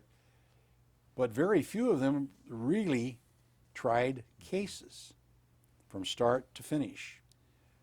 I found that you couldn't have one lawyer at a deposition, you had to have two, and a paralegal sometimes to boot, or more, which still makes no sense to me. I don't know, I can't think of a case in which a lawyer cannot represent a client at a deposition alone. When they go to trial, he might have another lawyer sitting next to him, or two or three now, but he's not going to have a paralegal and stop and do all this. I mean, so I think it's a name that's taken on, by people who are enamored with the advocacy arena, but don't have the credentials or the experience to be what I would call a trial lawyer. That's a shame in a way, and it's not all their fault, because most of them didn't have the opportunity to become a trial lawyer. To have the sleepless nights and the pain in the gut and the perspiration and the loss of weight and so forth for a week's trial. I mean, they don't have that, except of course for the people who go into the public arena and the prosecutorial stage, and now large public defender's offices. They're in court a lot. They sure are. Yeah. Now, from a personal standpoint, in recent years, you have relocated from the Bay Area to the Fresno area in Clovis. Correct. I know a part of that's to be closer to family, and aside from bearing a summer where the heat got up to 113 degrees for several days, how do you like your new home here in the San Joaquin Valley? absolutely love it. I mean, in a lot of ways, I wish I had moved here earlier, but of course, I had so many good things in San Mateo that I can't really say that. But I mean, the 3 years we've been here have just gone by. I can't believe it. We, of course, had never built a home before. I again lucked out. I happened to get a contractor, great Armenian fella, Jim Satrakian, who, if I were younger and had some money, I would love to go buy some land someplace and have this fella build the homes. I mean, it was a joy to work with this man, and I've heard lots of sad stories about contractors. I mean, in litigation, in arbitration, in mediation, and this person is just remarkable. And so that was a joy. Haven't had a single problem since, and it's a great place to retire. I mean, it's quiet. People are friendly. I compare it a lot to Oklahoma. People give me the business on that, but I happen to like Oklahoma and the people that you talk to. Maybe it's the dirt, but my father always said that he always felt more comfortable and could trust the people the closer they were to the dirt. And Perhaps I think there's a lot to be said I for think that. there is. That is. You and your wife have been blessed with 5 children. And I know just this past June the 9th, 2006, you administered the oath of office to one of those children, Justice Stephen Kane, who we've talked a bit about. And certainly he himself has distinguished himself during his tenure as a Superior Court judge. Describe for us your feelings on that occasion of his taking the oath of office to sit on the Court of Appeal. Well, of course, you know, pride is the word, and I guess the thing you're not supposed to have too much of. But I was able to swear Steve in when he went on the Superior Court, which was 14 years ago, and then on this occasion, and of course the sitting there and listening to the comments by Presiding Judge Ed Sarkeesian and Justice Brad Hill and Magistrate Judge Larry O'Neill, who came from some different perspectives, really it was quite emotional for me. And then the gentleman from the Jenny Commission, in his report, reporting that Steve was found to be extremely well qualified. I heard that is fairly rare. I don't know that to be a fact, but I heard that later. I know that certainly wouldn't have been the case in my case. We didn't have a Jenny Commission, and when I look at Steve's work, he's so much more qualified than I was. I mean, that's a given. I mean, that's easy. And I'm very impressed with. I've been very impressed with all of the judges I've met here in Fresno. I met quite a few of them, and had a chance to see how they work and so forth. This is a wonderful judicial atmosphere, I think, in Fresno, and that goes for the bar too, because I've met a lot of the lawyers, been to some of their functions, and it kind of gives me the feeling that I had when I was a young lawyer in San Mateo, when the bar was very cohesive and friendly and civil, even though you were battling somebody in court several days. That was on a very professional basis. And I get that same feeling here in Fresno. So it goes for your court too. I think you've got I'm happy for Steve's going to have a wonderful life here. I tell you, those of us here are very fortunate to have someone like you close by, and just getting to know you has been a real pleasure for me. Well, thank you. It's nice to reminisce on these things. I'm sorry I'm doing all the talking. And well, that's the idea. You're to do all the talking because certainly your life is something that we want to preserve in this particular project, and your experiences, your multifaceted career is an inspiration to us all. Well, good, good. It's Having emerged from the hardship that you did as a young person. It's been a great blessing for me, I'll tell you. And I just want to thank you, Justice Kane, for sharing these tidbits from your life, sharing these things very candidly with us, things involving everything from your service with the judiciary to your international experiences. Just getting a glimpse of the highlights of your splendid career has been my pleasure, and we thank you very much for sharing that with us. Thank you most. My pleasure indeed. Yes. Thank you, Steve. Thank you. Thank you. And I apologize for the